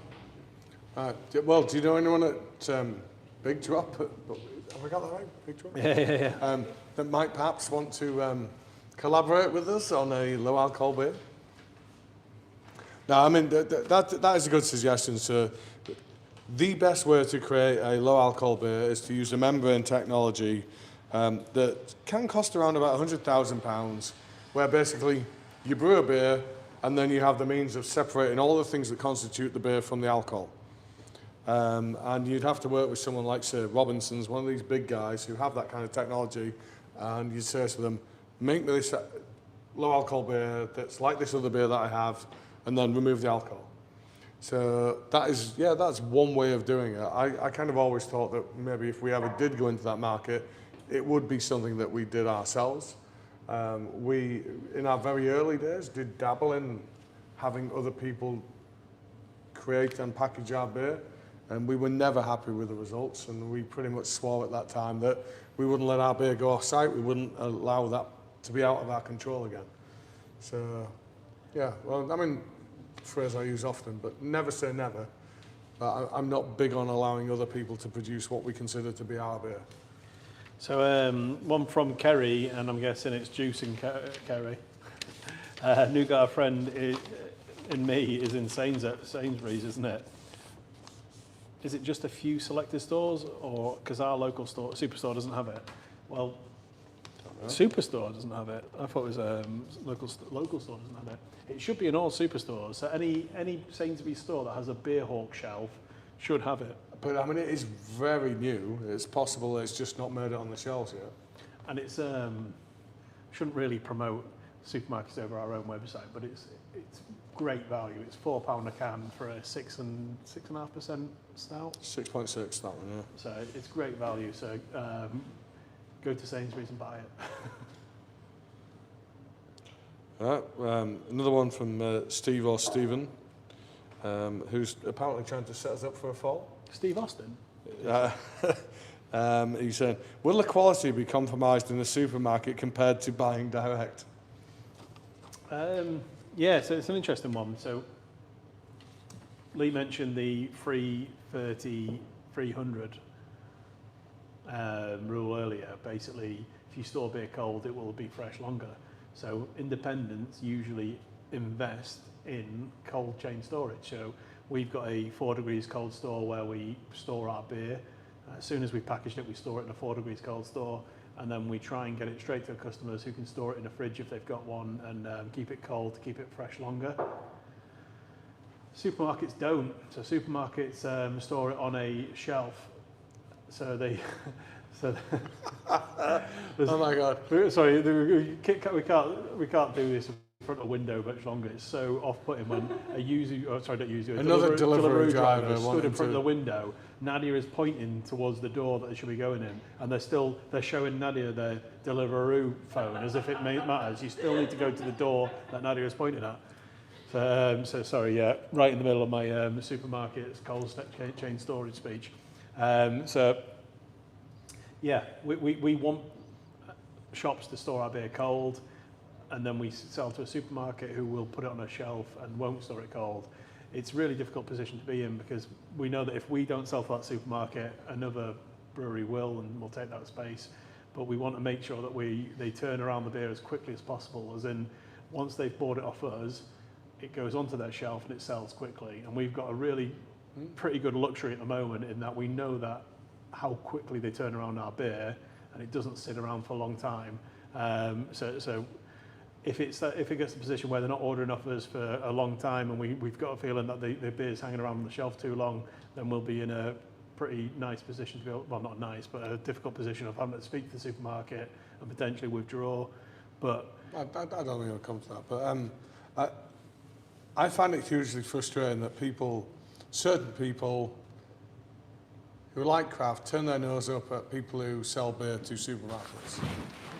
So we collectively want to knock macro beer off its perch. And macro beer is the mainstay of the supermarkets. So unless we ourselves get into the supermarkets and start to secure some of the sales that they have, how are we ever going to displace them? I mean, in the US, they've maybe got up to like 10% of the market. Here, we're like 7% of the overall market. And how can we dislodge the likes of your John Smiths if they're smashing stuff out, I don't know, 8 for 5 or whatever it is, in every supermarket you've ever heard of, if we're not allowed to compete on that same platform? So I think I don't think we, as the craft sector, should be discounting supermarkets as a potential outlet. I think it's about doing it in the right way. And I think where people have been particularly aggrieved is something's been sold to an independent and then it gets sold to a supermarket and the price difference between the two is huge. So it makes no sense to that independent to continue to sell that product anymore. Because, well, why would anybody buy from them when they can go to the supermarket and they can get it for £1 to £2 cheaper a can? Absolutely. So, totally get that. I think as long as you do it in the right way, and I hope we're trying to do it in the right way, which is there will be select things that we will sell through the supermarkets, and there will be the things that we produce in larger volumes. We can do it at a more competitive price point, but then there are always going to be the things where in the supermarket, the pricing, what we're trying to do, like our obsession with imperial stouts, for example, would not make sense. So that only ever works in an imperial world, that big a world. Only ever Leeds works. world, the imperial yeah, world. that would be my world. Not Only ever mine's works in an independent world. So it does agree with me where all of a sudden you can be discounted as being craft because you've had a beer in a supermarket. But how do we ever win the war against macro if we don't compete on the same platform as them? The next driver has just literally walked up and Nadia again pointing them and they still feel the need to show them. Yeah. Right, so we need to get a giant one of these question hands that points that way. Any more collaborations on the way? I loved the very big flapjack beer with Fierce. That's from Alan Smith. Have you tried our birthday quintilogy? Is that So Alan, quintets? Okay, hopefully you're one of our subscribers, Alan, and I'm pretty sure you are. I've definitely seen the name around. So you'll get to try, if you haven't got the birthday quintet, should I? Why? Should I mention it? You're gonna have another beer in next month's pack. So spoiler alert, you would, if you're a subscriber to Drink Outside the Box, you're gonna get a birthday beer next month. I'm not telling you which one of the 5 birthday beers it is, but we've decided that we're going to include one of the birthday beers in next month's Drinking Outside the Box subscription. So you're going to get an 11, 12, 13, 14 or 15% Imperial Stout. So yeah, look out for that next month. I'm in that shit, and you'd be really disappointed with that, wouldn't you? Yeah, damn. I've already bought the box. I'm going to get another one of them. Damn. We aim to please, guys. So we are trying, as we mainly discussed earlier, to bring out 2 new specials a week. It's going to be a little bit of time until we catch up the core range to be able to do those 2 specials a week. So what we decided is for the next month's subs box, we'll include one of the birthday beers as a little bit of a treat to make up for the fact that we can't put as many new beers out at the moment as we'd love to. So can we get some comments coming into Nadia, who's on the computer over there, about what are you guys thinking about the birthday beers so far? Who's actually managed to have some? What do you think? What's been your favourite of the 5? I've got one from Alan saying, Pilsners are all good, but let's have a Weiss. So I used to be a huge Schneiderweiss fan. I used to drink like all the different, what was Hogarden sort of thing, yeah? but no, like literally the Schneiderweisses. So they used to have like a white bottle with a blue label that was like tap 1, tap 2, and they're different versions, and that was the different beers with different. So like the Florida Weiss? No. Weiss as in wheat, yeah. Ah, okay. But I haven't drank them for a long time. I used to drink them a lot in Trembling Madness, actually. But I mean, I used to like wheat beers, but for me, they've always got a 1 or a 2 pint maximum. Like you can't drink a lot of them. Yeah, and then 15% Imperial Stout, so it's like I can have 5 of them. So it's well, no, compared to a wheat beer, I probably could. There's something about the wheat beer that I find quite filling or a little bit too much. But anyway. This feels appropriate given we're just talking about the brewery beers, birthday beers, there. From Matthew, what was your favourite beer in the Freaky franchise series? Easy for me to say. So I think my favourite in terms of wasn't expecting that, and oh my god, that I really enjoyed it, was our collab with Fierce, which is the Ghost I mentioned. Yeah. I do love a chili chocolate stout. we've done one before, and I liked it, but it just wasn't hot enough. So I don't think Ghost Dimension was super hot, but it just had that really nice lingering burn that was just right for the beer. So that was my Wasn't most... super hot, but you'd never describe it as tame. No. It had a good heat to it. So Stephen Scott has said Morley Stout was superb, but could do with even more chilling. Wow. Yeah. So, It shows How people... so we, Alex yeah, we Chang. just heard from off camera that another Stephen has said that the Mole one was great, but needed even more heat. Holy moly. He's obviously a fan of the Foul or the Vindaloo. And then my personal favourite, not as in surprise, because the Ghost Dimension was a great beer, but my personal favourite was the Dream Child. I've got such a sickly sweet tooth. You really have. Yeah, a intense collab between us and Tiny Rebel was always going to be my favourite. So it's, Yeah. Rocky Road Imperial Stout was my I think the favourite. spoon would pretty much stand vertical in that one, wouldn't it? If I had to pick one, I would have singled out the Ghost Dimension as well, because I think for all the different flavours we tried to bring there, it was the most complicated, and I think it really got balance to it. So I was really pleased with that one. I really like the new dimension that we opened, the Quintet. Is that right? Have I got the new no, I know that. I know it's called the New Beginning. I'm just trying to get the name of 5 in my head. Quintet. There we go. So it's called a Quintet. New Beginning I thought was great because I think, as I've mentioned before, I'm not a coffee drinker, but I think I do like coffee and beer. So I thought that was good. But it's going to have to be one that sealed out the series for me. It's going to have to be the final chapter, The biggest which one. was the one that we did with Emperors, Emperors Brewing, that is, Damien, cool dude, where we basically took Toncoco, amplified it yet again, and added lots of honeycomb into it. And by which I mean measured in hundreds of kilos of honeycomb, lots of honeycomb. I think the 5 beers, standalone, just drink one of those beers, we brought them out as special, would have been awesome. To have them all, I don't know how many of you guys at home actually drank all 5 of them together. But if you did, you're as nuts as we are. But instead, how's about we get an Imperial Stout in our hands, and then we'll basically talk more about the beers. So, Well, not Imperial, we need to do this one first, don't we? because you've all got different beers at home, what I think we should do is we'll both get one of these beers each, a small amount. We'll talk about the tasting notes of that beer. Lee will talk about the tasting notes of the other beer, and then we'll swap and enjoy well, and we're do not it. going to do both each. Yeah, we are going to do both each, but the people at home can't sit and wait for us for the next 15 minutes to get onto the beer that they want us to talk about. So I think I've effectively drawn the short straw here, but it's still a great beer.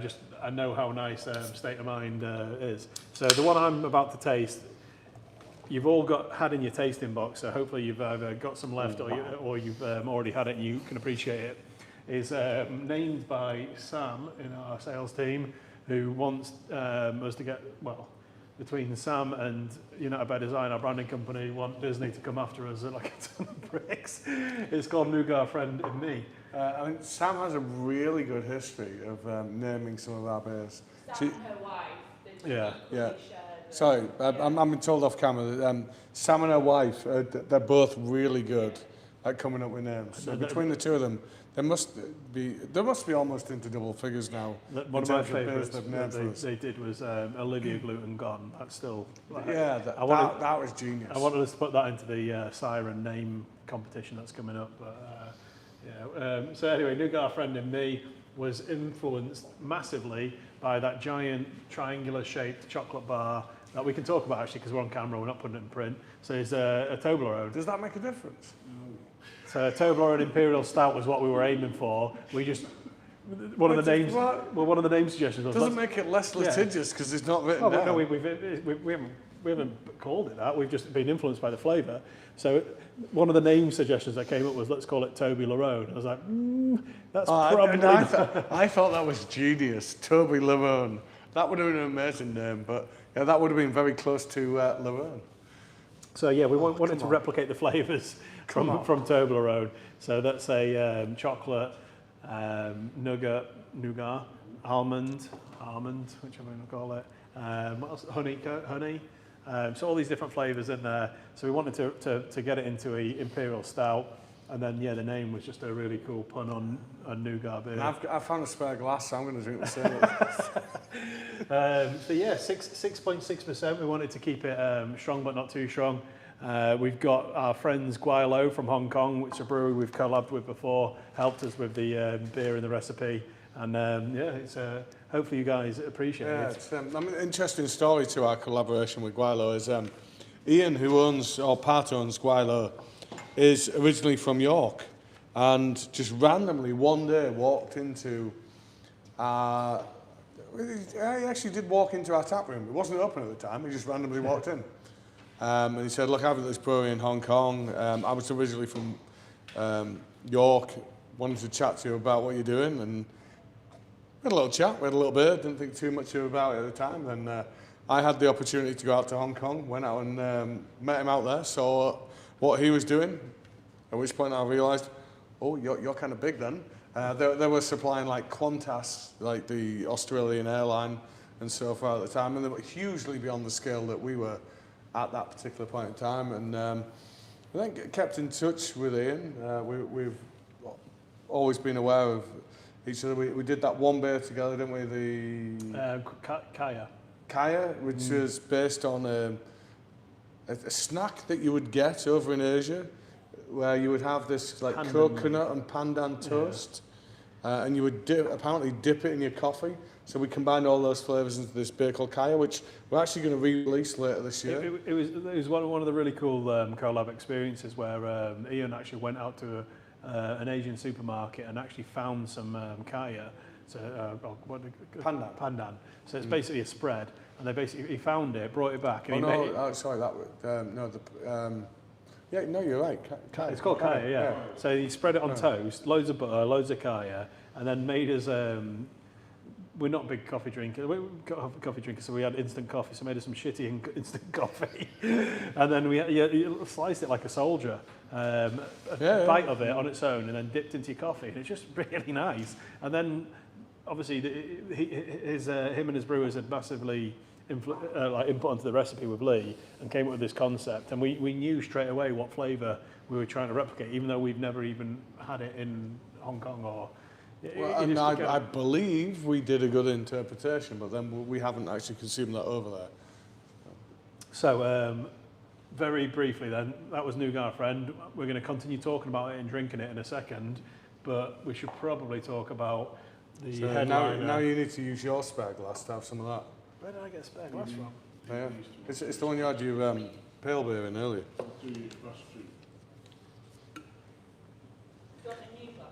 No, we're sorry. So then we're on to the third in our State of Mind releases. We'll come back to his question. So have we skipped a question? No, because in all our availability meetings... What? Answer your question. So read it out. Right, I can read it out, but I mean, Jesus Christ, guys, this is crap. This is important. Can you say new? Can you say ga? Yeah. Can you say nougat? Hey, because in all our availability meetings, Lee calls it nugget. Nugget. Oh, we brewed some nugget today. Fucking whatever. Jeez. Yeah. One for the team. Yeah, well, sorry about that, guys. Little internal joke that they all got a great laugh out of. But anyway, yeah, apparently it's nougat, not nugget. There you go. Yeah, anyway, there you go. So moving swiftly on from that, we're on to the third in our State of Mind releases. You'll have noticed we've gone significantly lower on the ABV this time. So this was brewed, I think it says on here we've aged it for about 15 months. In reality, it took us about 2 months to actually get it into the can, for reasons we don't need to go into. So this is actually about 17 months old. So we brewed this originally based on, geez, Dobbo's getting a lot of mentions tonight. Yeah. So John, our director of bar operations, specialises in cocktails, and he made this chocolate orange cocktail. We're like, Jesus Christ, that's like the real thing. How have you made a cocktail taste exactly like a Terry's chocolate orange? So we took that inspiration and we kind of went the opposite way to what you would normally go with a beer. Is we took the cocktail and we made the beer. So John gave us some pointers on how we could get that flavour into the beer, and we made a chocolate orange flavoured beer, which at the time was really well received. I drank a lot of chocolate orange beers up until that point, and I've always thought, yeah, but it's not that chocolate orange, though, is it? It doesn't taste like that one. So I think in what we did hit that flavour, and then we took some of that and we aged it in masala barrels. And masala are sweet dessert white wine barrels that are made with honey. So incredibly sweet white wine barrels. And we've aged that over the last, it says there 15, I think it's actually been more like 17 months. And then we've finally packaged it and created this. And I will be honest with you guys, I don't think the barrel characteristic, as in the wood, comes over significantly. But I think the aging has softened it. It's developed the flavour.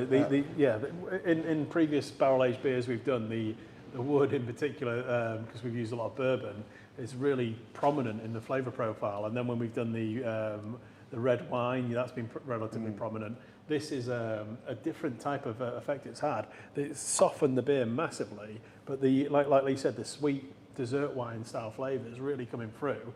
And this is so much better than the original beer. I so wish we had some of the original beer to do side by side. Because I think the original had the flavour, but it had a certain harshness or astringency to it, whereas that's the beauty of giving beer time. It just softens. And whether that's in wood or not in wood, time is a great healer, which is very cheesy to say. But yeah, time allows these flavours to transform. And the other thing as well is for our State of Mind series, Lee mentioned it. This is effectively our low ABV. This is our alcohol-free version. So 7.5%. It's a session beer for us. It is for us, yeah. So yeah, 7.5% makes it super accessible. But it's nice for that. You don't feel, oh God, we're going to have to save this till the end of the night and wait till before we go to bed. This is I'm going to really enjoy that. And this will be a little teaser for us. This will be like a little entry level into another really big dark beer. But yeah, I'm really, really pleased with that beer. That's one of my favourite State of Minds we've done. Some people are saying it's their best one. Yeah. Yeah. It's just apparently a few of you out there are saying this is the best of the three so far. What have we done?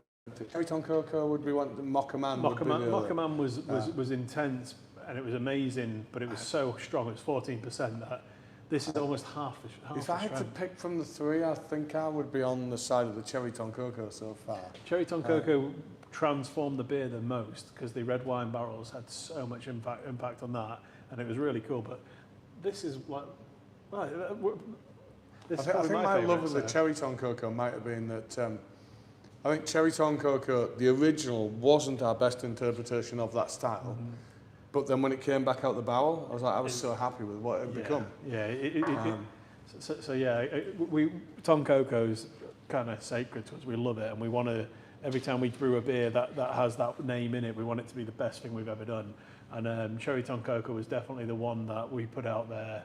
And I was like, it's nice, but it's not as nice as I wanted it to be. The problem was, as much cherry as we put in it, it was not enough. But then when we did the red wine barrel aged Cherry Tom Cocoa, that blew my mind. It was like we've got this beer that I wasn't massively happy with, and we've now taken it and we've put it in a complete different dimension on it.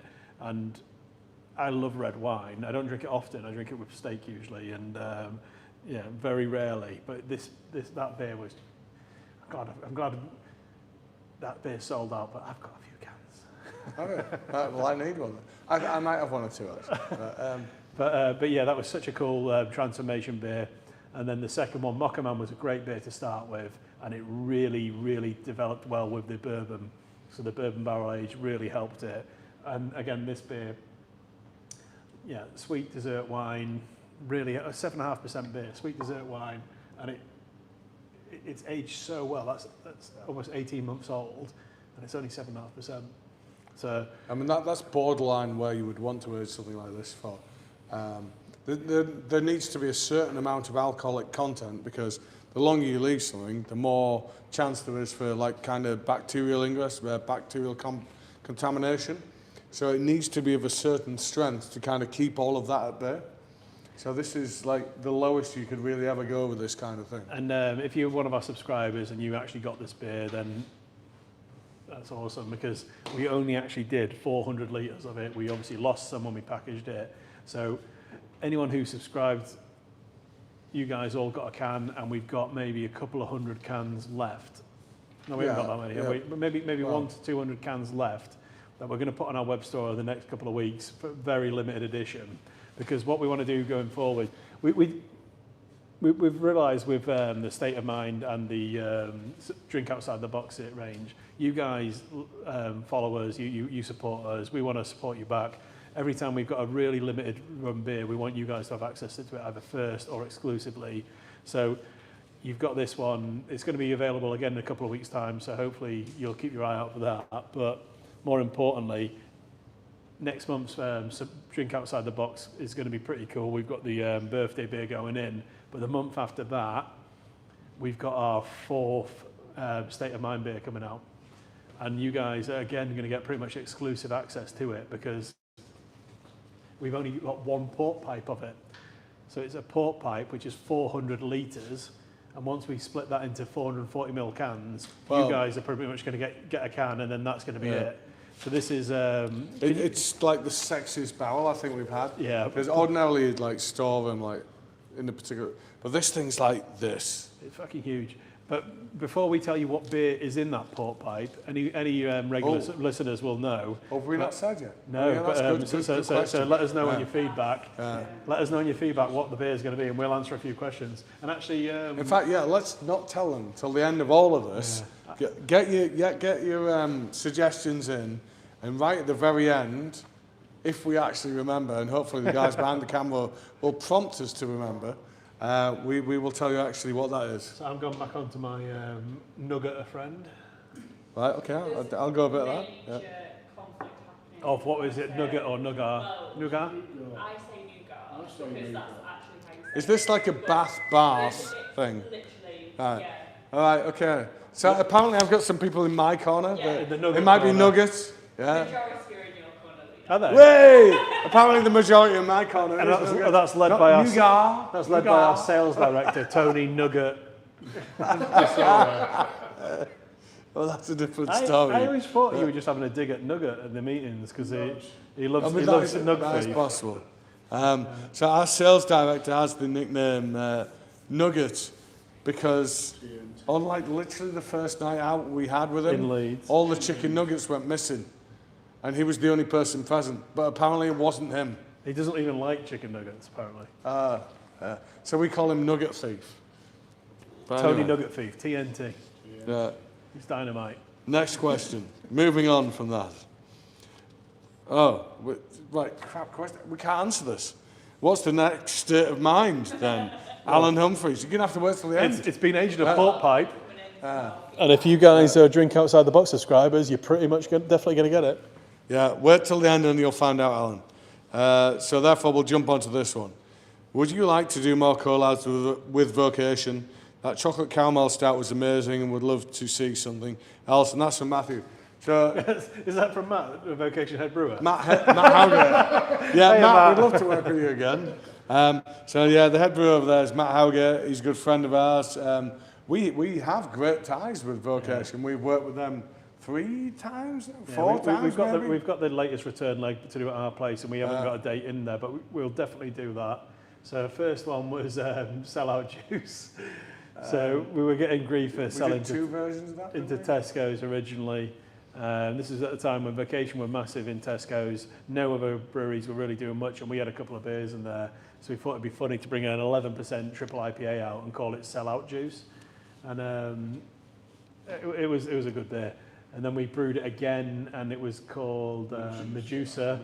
And then we realised we'd accidentally stepped on Siren's toes. So we had to not release it under that name again. And then we've done The chocolate caramel stout. what's it called though? I always forget the name of it. Answers in the questions. Well, whoever submitted that question Sweet can tell us. Temptation. It is, yes. Yeah, well done. And then we've got one more beer. We need to come back to our place and brew another beer. Well, not one more. one more this year. So the short answer is yes, we will be working with them again. Yeah, we love the guys at Vocation. They're awesome, and they are certainly the hardest partying crew around besides us. Another one from Bill. Out of interest, how close is the labelling machine to arriving? Or has it arrived? We've got an interim, haven't we? Bill, it's been a bit of a nightmare, mate. Nadia's really good at the hand labeler machine now. So the one that we originally ordered and paid the deposit on is still stuck on the evergreen that's locked in a lake off the Suez Canal, held to ransom until somebody pays a £900 million fine. Is that what they're talking about? Oh, it's ridiculous. So in the interim, the company that we've purchased it off has dispatched another one. That's due in the country 2nd of June. So we've arranged for an interim solution, which is by no means as sophisticated. It's a little bit more sophisticated than Nadia, Ant and Wayne going like that. Yeah. But it's not what we ultimately want to be doing. So we've got something that's going to limp us through until June. Yeah. And then come June, we will have the proper thing in place, hopefully. Unless some other canal-related incident there's definitely happens. going to be something else coming up. So like some Indian COVID outbreak that stops us doing something. Oh, maybe they go, yeah, well, in fact, I'm not even going to go there, because I'll just jinx us by saying We're used to this. I literally laughed when Lee told me that the labelling machine was stuck because of the Suez Canal. And I was like, oh, next thing you're going to tell me it's actually on the ship, isn't it? Is that, it is on that ship. I was like, oh my God.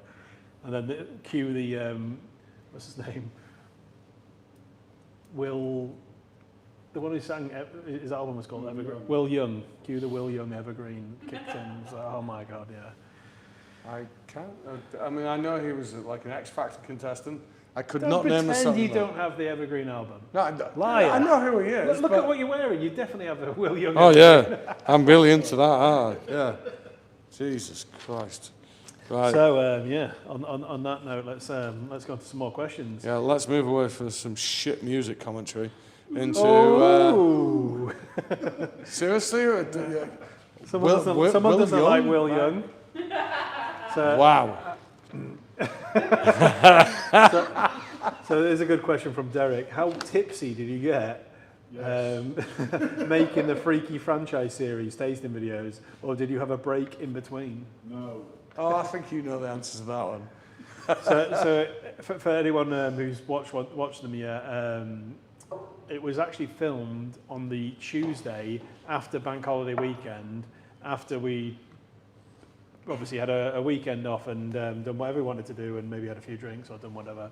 But then came in back on a Tuesday with a really, really busy day of catching up. So in early, catching up on everything, and then going to our tap room to start filming at 6 p.m. and drinking an 11, 12, 13, 14, 15% beer.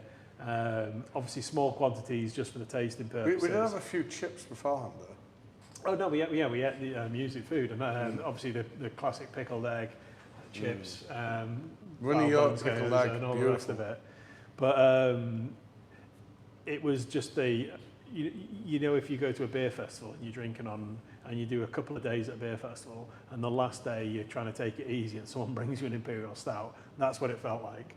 It was literally like that. It was like we're on the Sunday session where everyone's calm and we're packing up the bar, and someone brings you like, oh my God, this is a limited edition 12% imperial stout. Do you want to taste it? Not really, but yes, I do. and that's Did kind you of. not realise I feel kind of delicate from yesterday? But I kind of can't turn that down, can I? But we were. You could tell it was the end of a long weekend because we did the filming, we did all the tasting, and then pretty much all of us were sensible, got in a taxi, were home, tucked up in bed by about 8:30, 9 p.m. or something like that. I don't know about the tucked up in bed, but we all got in the taxi about 8:30, and the brewer's yard was open, so we could have stayed and had more drinks, but we were super sensible. So that's the unusual for us. The professional aspect of us every once in a while. Well, indeed. So next one from Vicky. With the honeycomb, do you mean crunchy type honeycomb or from a bee honeycomb? Crunchy. Well, it's somewhere in between. It is actually made with honey. Yeah, So I mean, that's why they call it honeycomb. Well, not always. Some of it can just be the sugar with bicarb. Vegan honeycomb will probably won't have a bee. But yeah, it has the crunchy-like Of texture, bees, but it is honeycomb from a bee. And So it's that you heat sugar up to a particular temperature, you then put bicarb into it, it goes poof, and then you cook that. like a magic trick. Yeah. We do need to, for the next tasting, we need to have a little prompt that reminds us of the awesome company in Scarborough who provide the honeycomb. Yeah, although we don't always make forget that their ourselves. We have this amazing company over in Scarborough that Wynne says there that we have disappointingly forgotten the name of. But, That we gave some beer, they gave us some honeycomb, and and I definitely think we got the better end of the deal on that one. I think my teeth are going to fall out in the next month because I keep eating the honeycomb every time I see it. It's awesome. I think it's going to destroy my jaw because you like chew into it and it gets harder and harder and harder, and then you keep The chewing. more you work, yeah. My jaw was in agony yesterday because I did eat quite a lot of it. The guys were brewing the honey I shrunk the impins, hence the honeycomb being accessible again. And literally walked to talk to Lee about something, and I saw a big bag of it, and I didn't even speak to Lee. I just elbowed the bag. And, oh, there we go. There's a giant chunk of honeycomb I can just chew on for the next hour. Well, that beer you're describing there that got brewed today, they put 150 kilos of that in. And it had all solidified into one mass. So I saw the them. rake arms on the. No. They were stood above the kettle with this bag with the honeycomb and a rubber mallet, trying to make it break up to go into the kettle. So one from Hannah. Have you ever tried any fruit combinations that just didn't work? I don't know about combinations that didn't Orange work. and strawberry? Well, strawberry and anything doesn't work. The one thing fruit-wise that I seem to be continually disappointed with is passion fruit. Passion fruit. It smells like arse. Passion fruit on its own is a really beautiful flavour with a really nice acidity. So that would make you logically think that putting it in something like a sour beer would work really well.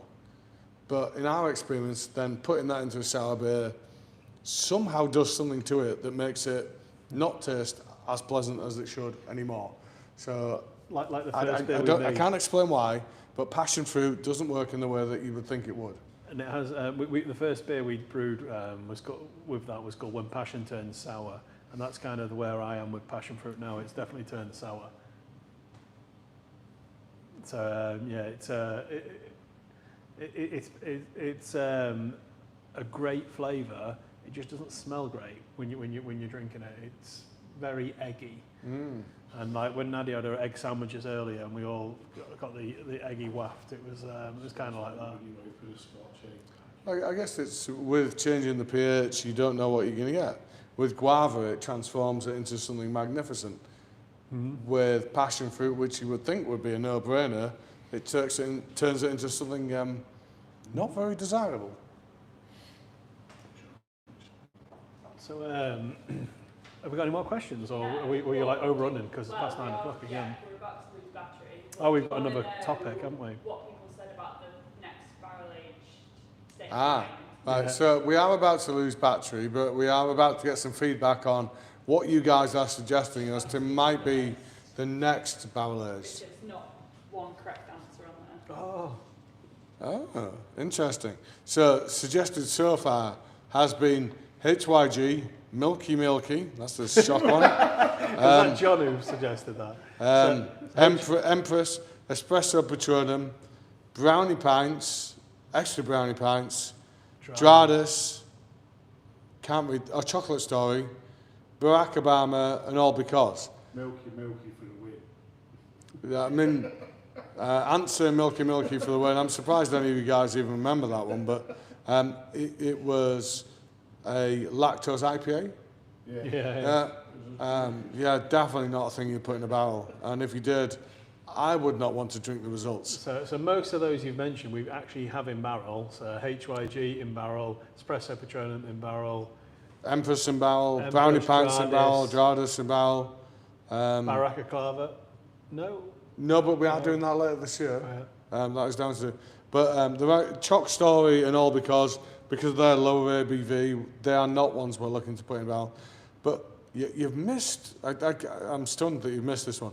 So one at the almost top end of what we do ABV wise is John Biscotti. Johnny Biscuits. King of Brew York. The King of Brew York.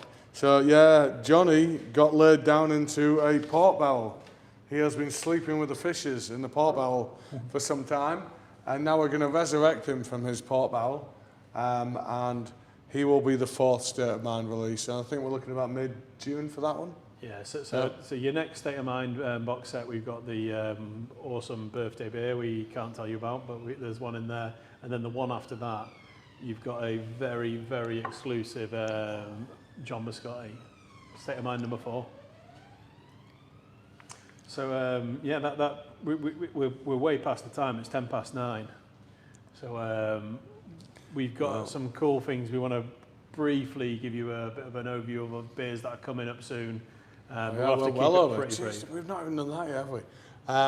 So we always at this point give you a little bit of heads up of what to look forward to. So with the birthday beer, we did a quintet. We have a quadrilogy coming up. So the hop supplier that we use is called Yakima Chief Hops. They are based out in the US, in the Hop Triangle, as it's called. And they have recently brought to market this new product called Cryopop. And it's designed to leave more hop character in the beer. And that's me massively simplifying things. But it also has the ability to transform the way in which certain hops can express themselves in beer. So between ourselves and YCH, we are going to demonstrate that with a release of 4 different beers. One is going to be a beer where it is only this particular compound called Cryohop. One is going to be a beer with something called Chinook, or a hop called Chinook.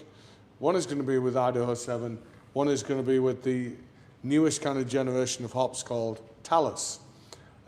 So you as subscribers will get exclusive access and discount to the purchase of this particular 4-pack. It will not be part of your general subscription, but you will get that access, and there will be a separate online tasting thing like this that we'll be doing in the future. So what Leader mentioned there is that all 4 of those beers, same style, same strength, different Good hops. point. So if we'd have put them in your tasting pack, it's not much of a tasting pack if they're all the same.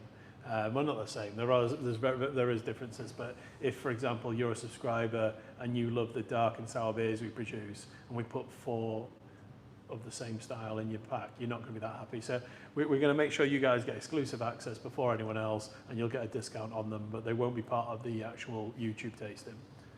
And then next up is the return of something I'm so excited about. It's been a long time. Well, it's a beer that I think both of us would have in maybe our top 3 of beers we've ever made. 100%. I think, if you said to me anything sub 10% that we brew, this is definitely my favourite. Yeah, so Imperial Toncoco will be back soon.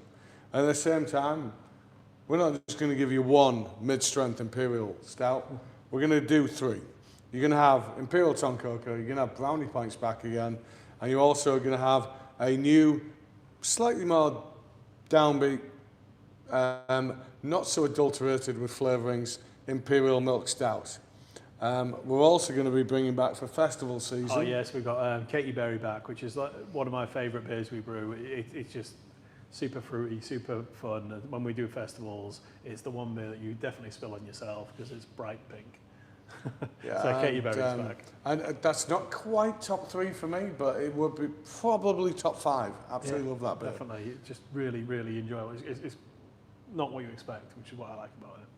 And the final one we can tell you about right now is, you may remember last year, and a couple of years prior to that, we released a beer called Ripple Twister, which was at that time a milkshake IPA? Milkshake IPA, yeah. Milkshake IPA. So therefore used lactose, so it wasn't as inclusive as it could have been. So we are releasing a vegan interpretation of Ripple Twister made with oat milk in the months to come. Yeah, so 6.5% raspberry ripple oat milk. shake IPA. I like that. Oat milkshake IPA. So we've got some pretty cool beers coming out, and you guys will get the exclusive access to them if you're one of our subscribers. And if you've got any suggestions, anything you think that make these tastings more interesting, or any questions you want to ask, then please send them. And as per Wayne's earlier suggestion, if you do want to be part of a future audience, get your email into info@brewyork.co.uk to tell us why you think it is that you should be part of this. So thanks for tuning in again. I've got a tiny bit of my beer left, but cheers, guys, and we'll see you. Oh, sorry, no, we didn't mention the date. Before we go, the date of the Bigfoot Festival and our next live tasting is... Well, it's between the 18th and the 20th is the festival. 18th. But 18th. Friday the 18th. So see you on Friday the 18th. Cheers, guys. Till next time.